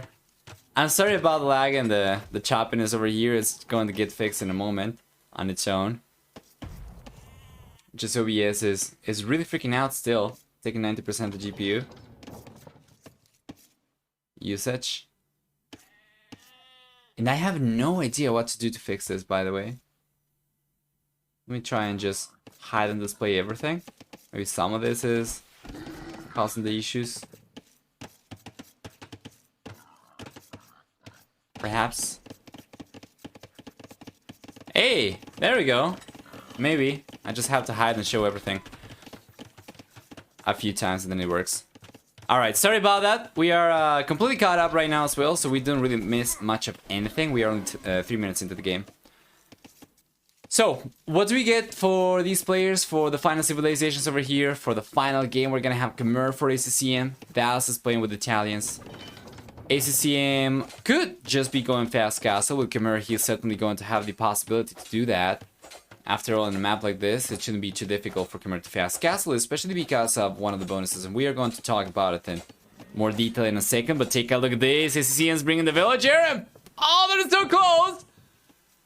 That is so close. Valas disengages over there. The right second. Now ACCM. He's got to be careful, and he does take the engagement over there. He does take the scout down. So yeah, let's go about the civilizations over here really quickly. Starting with ACCM, especially now that Valas is already going after the FLH. We're gonna see for the Khmer, 10% faster moving battle elephant line units, as well as villagers who do not need mills or TCs to drop food on. That's gonna be farmers actually who do not need those buildings. They are unaffected by building requirements as well, and we're gonna see for them the ability to garrison villages inside houses, while for the team bonus they get 1 extra range on scorpion line weapons. Now take a look at what Valas is going for. He's gonna try and trap ACCM. What does ACCM go for? He's gonna try to get a gate up over here. And that will only delay the wall a little bit, but in the end, Valas will still end up walling ACCM in. So this makes me very curious, because Valas now prevents ACCM from getting to the center. That doesn't mean that ACCM won't have access to extra resources. All the food over here that we have on the back from the fishing is still available, right? So he doesn't need to go for the berries. He doesn't need to go for the deer, for the fish over here at the center. So this, it seems to me like it's just wasting resources for Valas. Especially as he was going up to the FLH on 17 villagers. He's not even playing for economy over here. He's not going to try to fast castle or anything. So he's just kind of delaying himself. And ACCM, to be fair, he's going up on 19 workers up to the FLH. So he won't have the resources he needs to go up to the castle H. Not even close. And it seems like this is going to be a pretty uneventful game for the first probably half an hour, to be honest. Yeah. And no scouts, not anything over here. Nobody's going for much of anything, and nobody can go for much of anything. Valas doesn't have the economy. ACCM not only doesn't have the economy, but he doesn't have the map control, of course, with Valas controlling the crossing over here. We talked about Khmer. We have plenty of time to discuss Italians for Valas and to take a look at the map generation. For the red player, he's gonna get with the civilization a 15% discount to go up to the next stage. He gets a 33% discount on university upgrades, as well as 20% cheaper gunpowder units. And in addition to that, Valas is going to get with the civilization for the team bonus access to condottieri from the barracks in the Imperial Age. So A tower's coming up, and ACCM is not taking this lane down. He's just gonna try and breach through. But I honestly do not really know what this gives him. Of course, he wants to break through so that he can potentially get out of his base and put pressure against Valas once he gets militarity, once he gets to the castle age potentially as well. If he wants to put any pressure, but right now, I don't think this is going to give him much of anything. Just have a villager time. Going for some archers. He doesn't need really to breach through over here because you are able to go around the wool line over here. We could potentially see ACCM go for a good amount of units, right? And then just send them all the way down the south over here.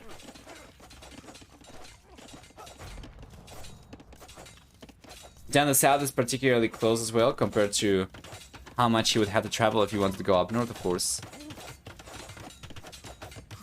But this is a very unusual thing to see, yes. This map does make this possible, does make this a little bit more viable compared to many other maps, of course. There is a very small segment of the wall that you have to worry about. And with the tower coming up now from Valas, ACCM is kind of forced to switch targets and instead try to put pressure on the right-hand side. I think it takes more villagers from villagers to break one piece than it took for Valas to build a whole wall. Yeah, probably. Of course, Valas use a bunch of villagers, right? But yeah, this is definitely not ideal for ACCM. I don't really know what he's going for. He's got a house, by the way. He's trying to rush a house over here with 3 villagers. Has to go for town watch, not to get too much idle time.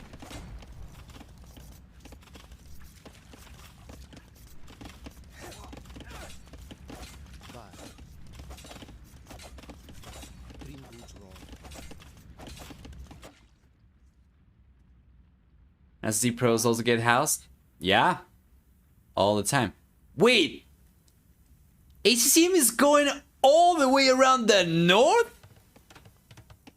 This could have taken Valas by surprise had the red player gone for an outpost over here, and if he was collecting fish from the north, perhaps, right? But yeah, this is just delaying ACCM's push so much. Yeah, and in the end, well, we know Valas, with full center control, doesn't really risk himself to take any of the resource on the back. He's not really going to expose himself to it.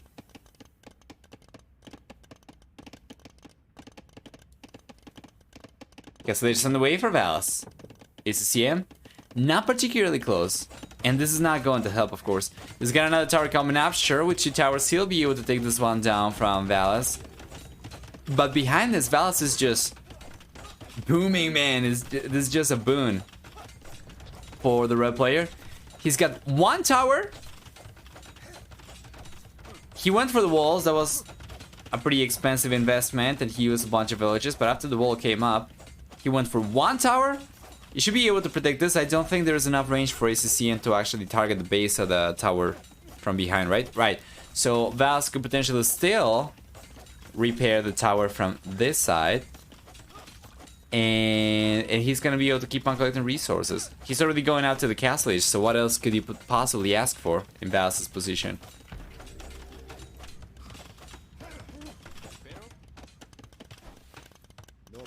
Archer's putting pressure over here from ACCM, not really doing too much of anything.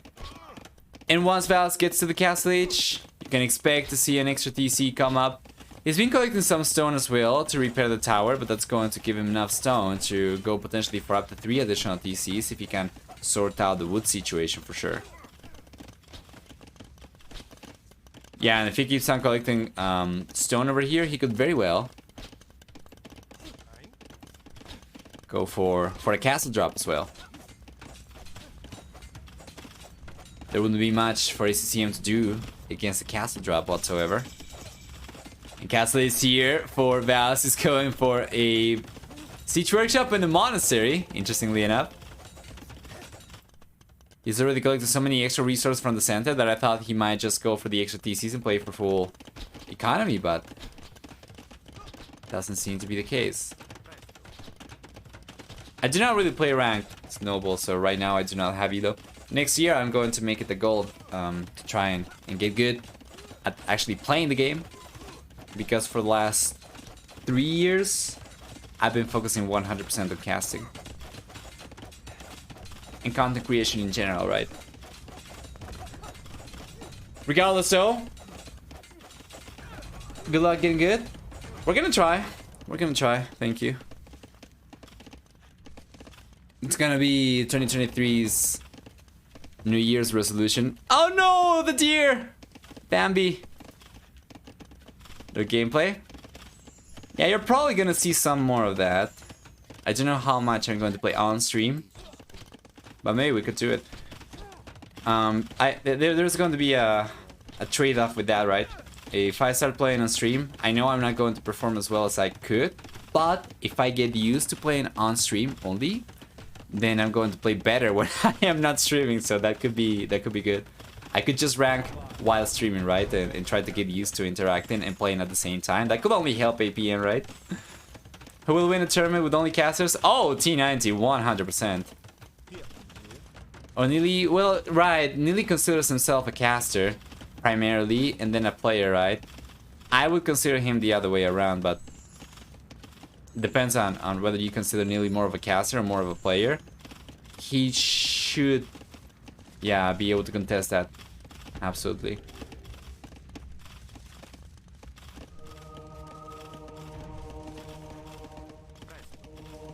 He's more of a caster, sadly. Well, I think he's probably, yeah, probably going to be right up there as well. So it would be either T90 or Neely. You are absolutely correct. And you were expecting this, guys. Valas got enough stone to get a castle up over here. That is a beautiful castle location as well. Nice attack round over there.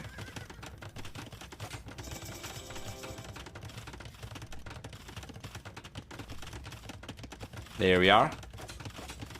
1v1 man. Surely Hera counts as a caster too? Yeah, I'm sure, right? Anybody who's cast at the very least one game and gotten a subscription or a donation for it can be considered a professional caster already, so. Yeah, sure, why not? The Viper will also be a caster.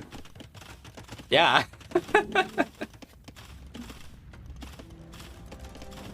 Anyway, second TC is coming up. Actually earlier for ACCM, despite the fact that he was significantly later to the castle age. The castle being up already for Valas should allow him to come in and start putting pressure. So we have 3 Mountains for Valas. Should be able to take the TC down over here so long as ACCM doesn't have any defenses for himself.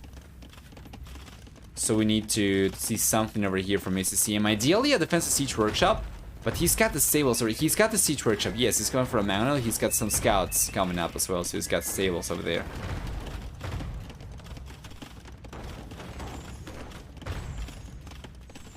Valas has not pushed enough. Absolutely agreed. And it just seems so weird though. Why would Valas go for this kind of pressure when he was the one going up to the castle age first? When he was, for the most part, completely safe, and he could have tried to make a play for extra TCs instead, and just got ahead in economy so much. Oh, ACCM finds a little nuke over here though to put his archers in and push the villagers away from Valas from the wood, and finally we see a second TC coming up for Valas after losing a villager to the archers. Then on the right hand side, this push. It's not really achieving much of anything, as Valas is not really going for any military anymore. Wait a moment though, wait a moment, let's go back over here for a second. Where are the mangonels? Oh, the shot! Let me go back one more time over here, because we gotta take a look at this. Slow motion, guys. Check this out. Full HP as well. There's no way that he's losing 3 manas. Oh my lord. Ow! Huge shot from ACCM, trading 1 mangonel for all 3 from Valas. Absolutely fantastic. Yeah, you know, and the second TC is still not up for the red player. Meanwhile, ACCM, he's going for the third TC already, and I really don't get it. I really don't get it. Valas had all the tools at his disposal to get so far ahead in economy, potentially go up to the Imperial Age. I really don't get it. That's where you type 11 in chat. In a ranked game, probably. In a tournament, decider series like this, it's a pretty tough pill to swallow. Let's just put it that way. Been waiting for that? Oh, for the POW moment? Yes. We have POW, and we are going to have Bang coming up as well. In the future as well. That was a little bit more of a Bang moment, but don't have the Bang emote yet, so had to adapt. Yeah, and ACCM still the one putting the most pressure too. He's got Knights over here. Only scale bar than armor, mind you, but if Valas does not realize about the Knights over here, it might just suffice, right? Let's see. Yeah. Village goes down. Knights can't really do too much over here on the TC. He needs to roam around. He's going to. And he might end up getting yet another villager, or a few extra villagers over here, actually. Invest. Oh, man, he kind of butchered the gate over there a little bit. And it goes down. Knight survive over here. How much value has ACCM gotten out of these knights already? It's a lot. It's already paid off. And that's another villager going down. Valas, 51 workers versus 62 from ACCM.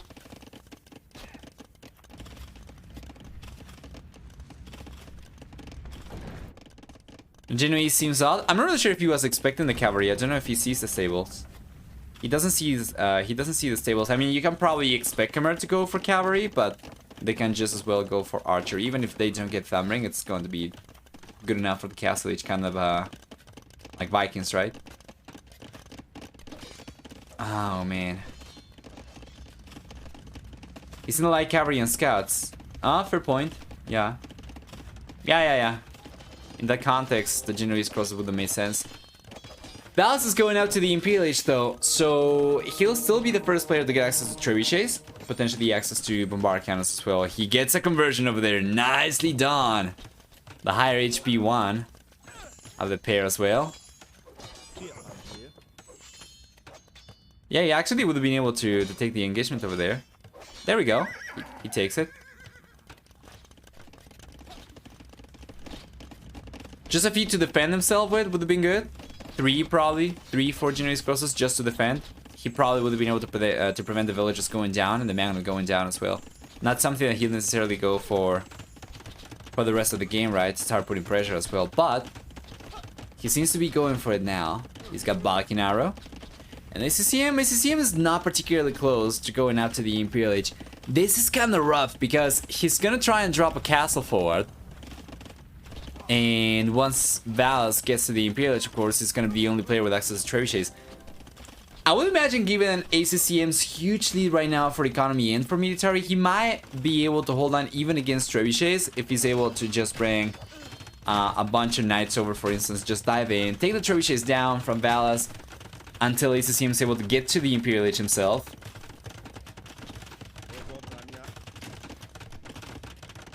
So it's not too bad. He's getting the castle out for sure.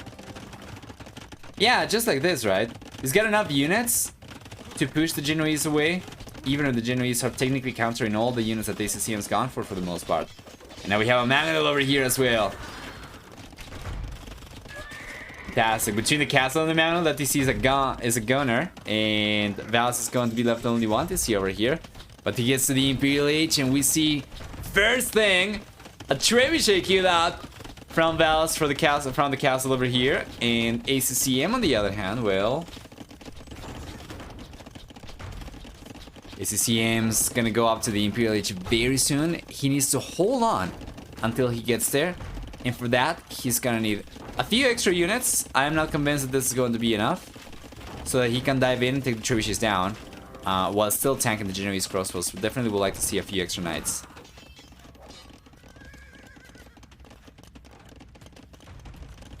What did the knight from Valas do? He managed to get to only one villager, not too bad. There we go. Trebuchets here, and the Genoese crossbows, they need to stay close. It's very difficult right now for Valas because he needs to defend the TC and the trebuchet at the same time. So it's either one thing or the other.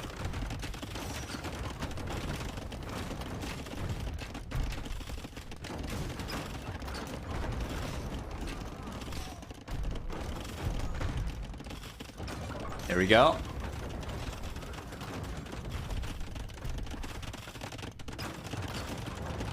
Now the castle's coming up over here for Valas, and the trebuchets are staying up though. ACCM's not diving in at all.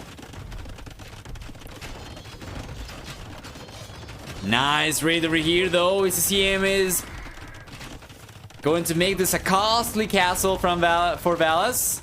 With all these villagers going down. Yeah, the castle is certainly struggling over there. But it's going to be a struggle for Valas. That castle is going to come in at a huge cost. The knight's still here, by the way, from Valas. ACCM can actually just turn around and take the knight down. With villagers. And now against 3 trebuchets, there is no way ACCM will be able to keep the castle up. The archers get ejected, get taken down by the castle from Valas over here on the left-hand side. And ACCM, well, he's playing Khmer. He cannot go for bombard cannon, so he kind of needed to keep the castle up. And because he repaired it for so long, he ended up losing all the stone that he had left. So he kind of go for another castle to potentially start going for trebuchets himself. The only way for ACCM to take this one is going to be pushing around the left-hand side.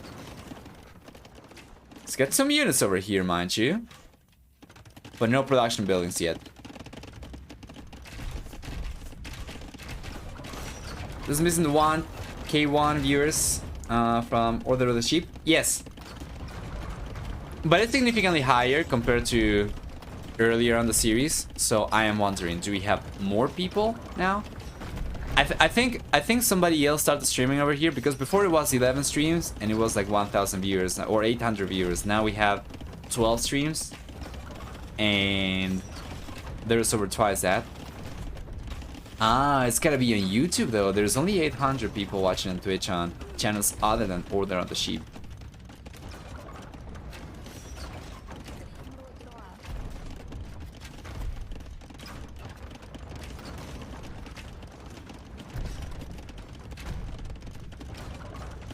Go.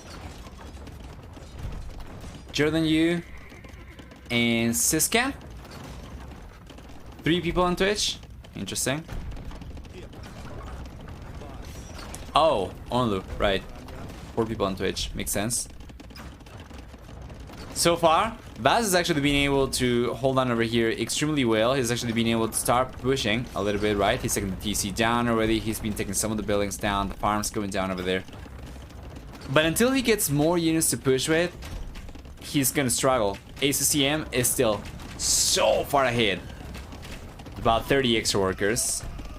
For military, you have a stronger military count for ACCM that almost triples Valas' military count as well. Yeah, and this is what I was talking about, right? He needs to go around the left-hand side towards the south and start putting pressure from here, because he cannot push through the center anymore because of the castles. So he's going to. And here he comes, guys. ACCM's got double sails over here on archer range. Start putting pressure from the south of Valas' base, and he's getting past the gate over there, going to force Valas up to the north. He's going to go for an extra TC, but the TC is so far away from the castle that it's not really doing too much for him. ACCM should still be in a much better position now that he's got chain bar armor coming up, and ideally if he goes for plate bar armor as well, he should be in a pretty good position.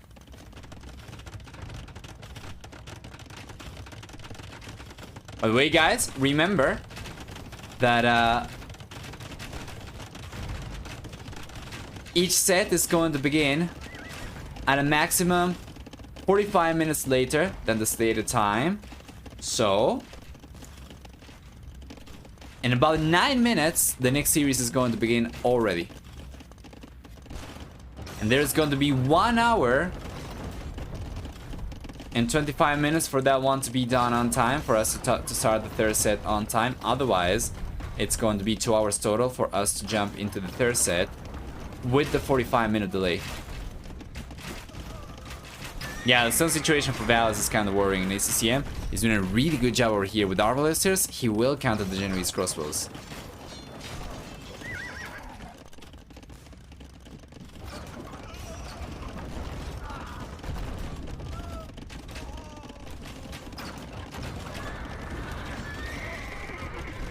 Beautiful.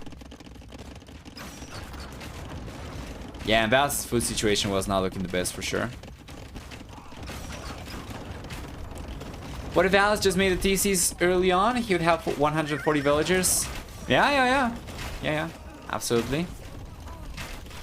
He'd be able to play for Genoese, Arbalesters himself that would be stronger compared to Khmer Arbalesters, right? Because of Pavise, because of Thumbring. Big shot though! There we go. Fantastic.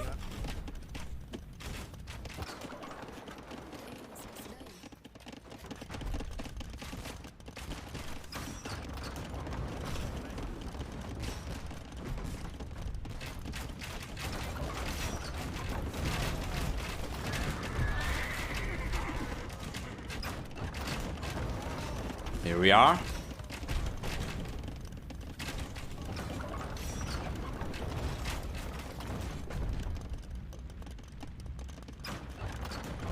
Yeah, and Valas, he still has some momentum. He holds some momentum over here, but down the south of his base, once again, he keeps on getting raided. ACCM is getting so many villages over here. Valas is not realizing about that, guys. He's not garrisoning the TC whatsoever, and he's going to end up losing a bunch of villages over here as well. We already have play part of the number, so these guys are probably as resilient as, you know, they are as resilient as they get. We're still lacking the Hazar upgrade for ACCM for sure, but take a look at the villager count over here for Valas and for ACCM now.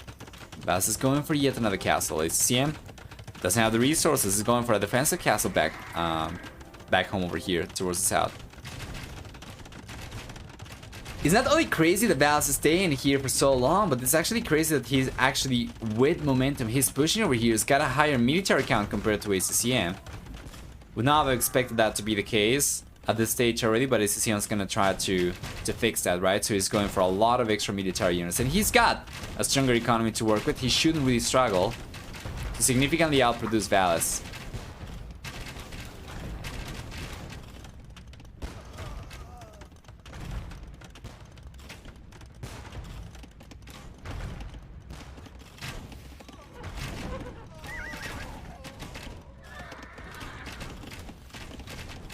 Genoese crossbow still working pretty well, so the Arbalesters will be necessary for ACCM to counter these units. With the extra castle, Valas' Genoese crossman production increases. The production potential anyway increases by 50%. But this push is absolutely amazing. So let's take a look. This is what I'm talking about. This is what ACCM needs. With the Arbalesters, he does counter the Genoese crossbows. These are stronger archer type units. And then the light cavalry could potentially counter the bombard cannon, right? But Valas got plenty of stone. He's gonna keep on putting pressure. And ACCM shouldn't really struggle to keep on surviving over here. Not only he's got a stronger economy, but he's got so much more map presence. He can ooze his economy over to the right-hand side, towards the north potentially. He can ooze his economy over to the left-hand side as well. After all, ACCM's economy, because of the way map control has gone this game so far, is going to be a much more fluid thing compared to Valas, who is going to be kind of stuck in a rigid center economy, right? Castle gets denied over here. It was getting very close to coming up, but fantastic unit control from ACCM. You saw him dancing around the cannonballs, dodging the shots one at a time. Doesn't that pushing Valas away, and now, well, the military count is not higher for Valas anymore. And ACCM is doing a great job over here, keeping his units alive, taking the bombard cannons down as well, and it's just going to be so pricey for Valas to keep on pushing over here. So, as red players kind of running out of steam over here, doesn't seem to have quite as much momentum anymore. ACCM should be able to not only defend, potentially push the red player back, and quite clear seems to me this is most likely not going to be game over very soon. So ACCM is starting to pull a very substantial lead. Valas will simply not be able to compensate for. Shouldn't be able to compensate for, given the much smaller economy, right? Yeah, Ballister's coming over the left-hand side. Genoese Crosses were defending this area pretty effectively for Valas against the light cavalry specifically, but now with the Arbalistas over here, ACCM should be able to take these units down. It's gotta be careful, of course. Not take big shots like that.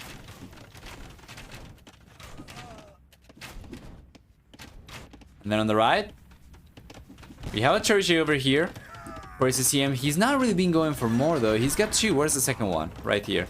Yeah, he's gotta go and start taking the castles down. This is the only thing that's going to keep Valas alive. Is the fortifications, because if ACCM can take this down,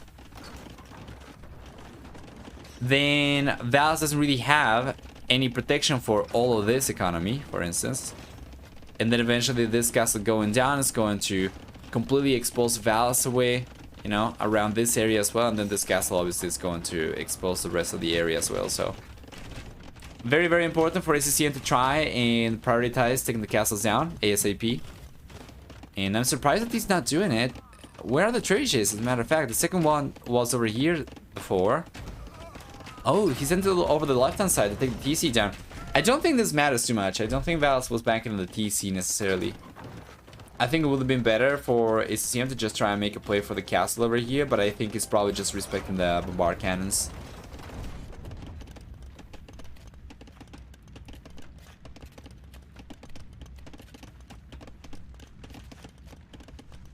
She's coming over now from Valas. And the ACCM, as expected, has presence basically around the map. Has expanded over the left-hand side quite successfully as well.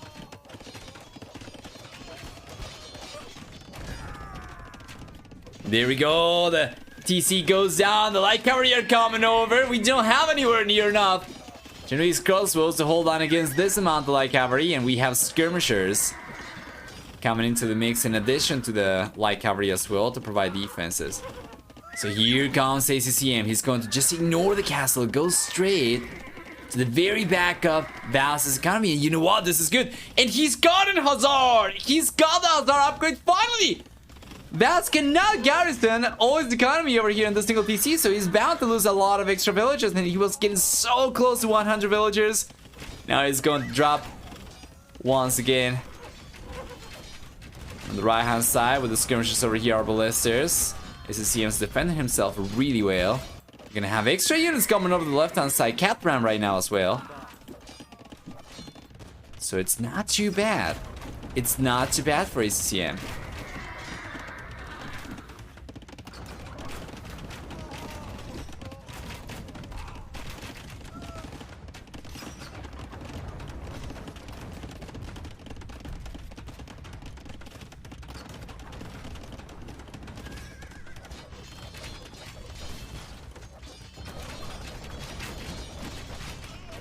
Beautiful. All 3 trebuchets down the ground, guys. This 1200 resources down the drain is unrecoverable from Valas. He does not have the resource he needs to keep on going for trebuchets. The only siege that he's got left is the bombard cannons over here. He's got 3. If ACCM plays his cards right, might be able to go after those bombard cannons, and with those going down, I don't think there's a way back for Valas over here. He's gonna start going for some light cavalry himself, and Italians, they do get a Hussar as well, but he's not gotten the upgrade yet. However, if you take a look at the amount of food workers we have for each player, ACCM seems to be in a much better position to go for more units, and these are stronger for him already. He's got Blast Furnace and Hussar. Valas is only now going for Iron Casting.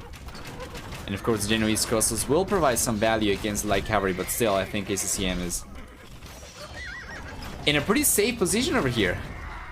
For sure.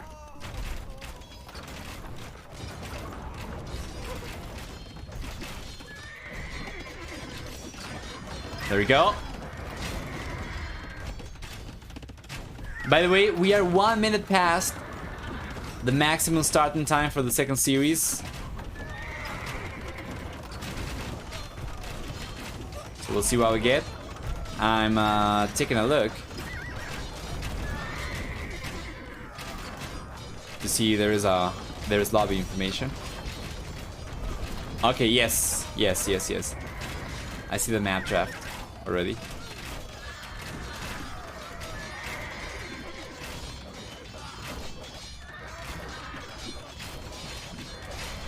Beautiful. ACCM taking the castle down over here. Preventing this one from coming up. Should be in a position to secure this game. Just a moment. It's got more production buildings on the left hand side as well, so it's fantastic. Yeah, there we go. And the foundation for the castle from Valas goes down. Sure, you should survive over here. And as stated before, taking this castle down from the right hand side basically puts Valas' economy over here completely exposed. So he's got some Genoese crossbows, so long as ACCM keeps on pushing with the halberdier, with the arbalisters over here. Sorry, with the skirmishers and the arbalisters over here, should be able to take care of these. And start to get the raids going. However, there's another castle coming out from Valas. And ACCM's just going to take that one down as well. He's going to look at Valas and ask him, do you not learn? The two castles already going down and one going down before even coming up. Yeah, ACCM's in a position to take a third castle down pretty easily. Yeah, and of course, there we go.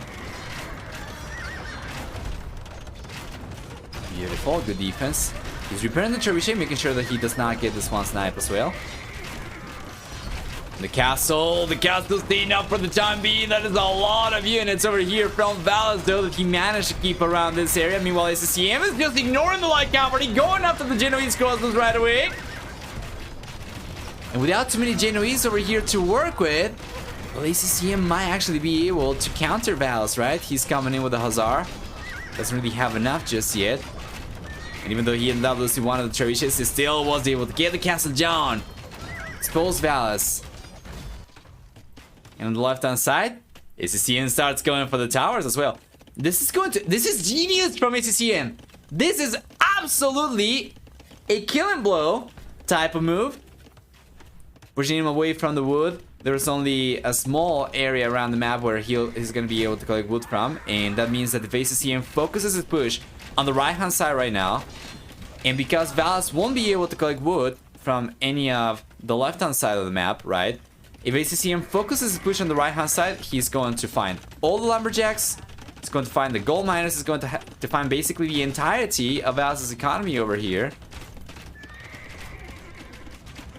Completely exposed, right? He's just got to make sure he can counter the Genoese crossbows, and then the Hussar, they can go around and they can raid. So Valas scores the GG. Guys, game number 5 goes in favor of ACCM, who will be the first qualified player to participate as part of the 8 players in the Grand Melee.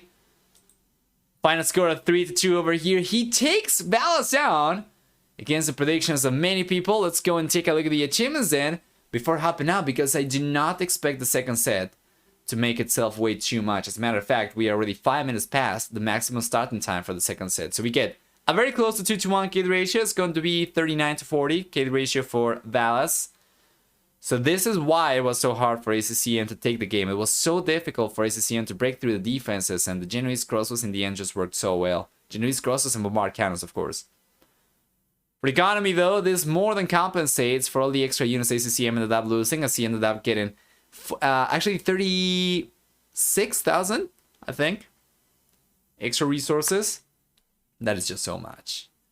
38,000 extra resources, as a matter of fact. 38,000 and 19 extra resources. Society is going to reveal a higher villager max count for ACCM, as well as the lowest amount of villager losses in the game as well. Compared to Valas, of course, was much better for ACCM, even if both players ended up losing a vast amount of villagers each. Regardless, though, ACCM with a great performance in game number 5 will make it into the Grand Melee.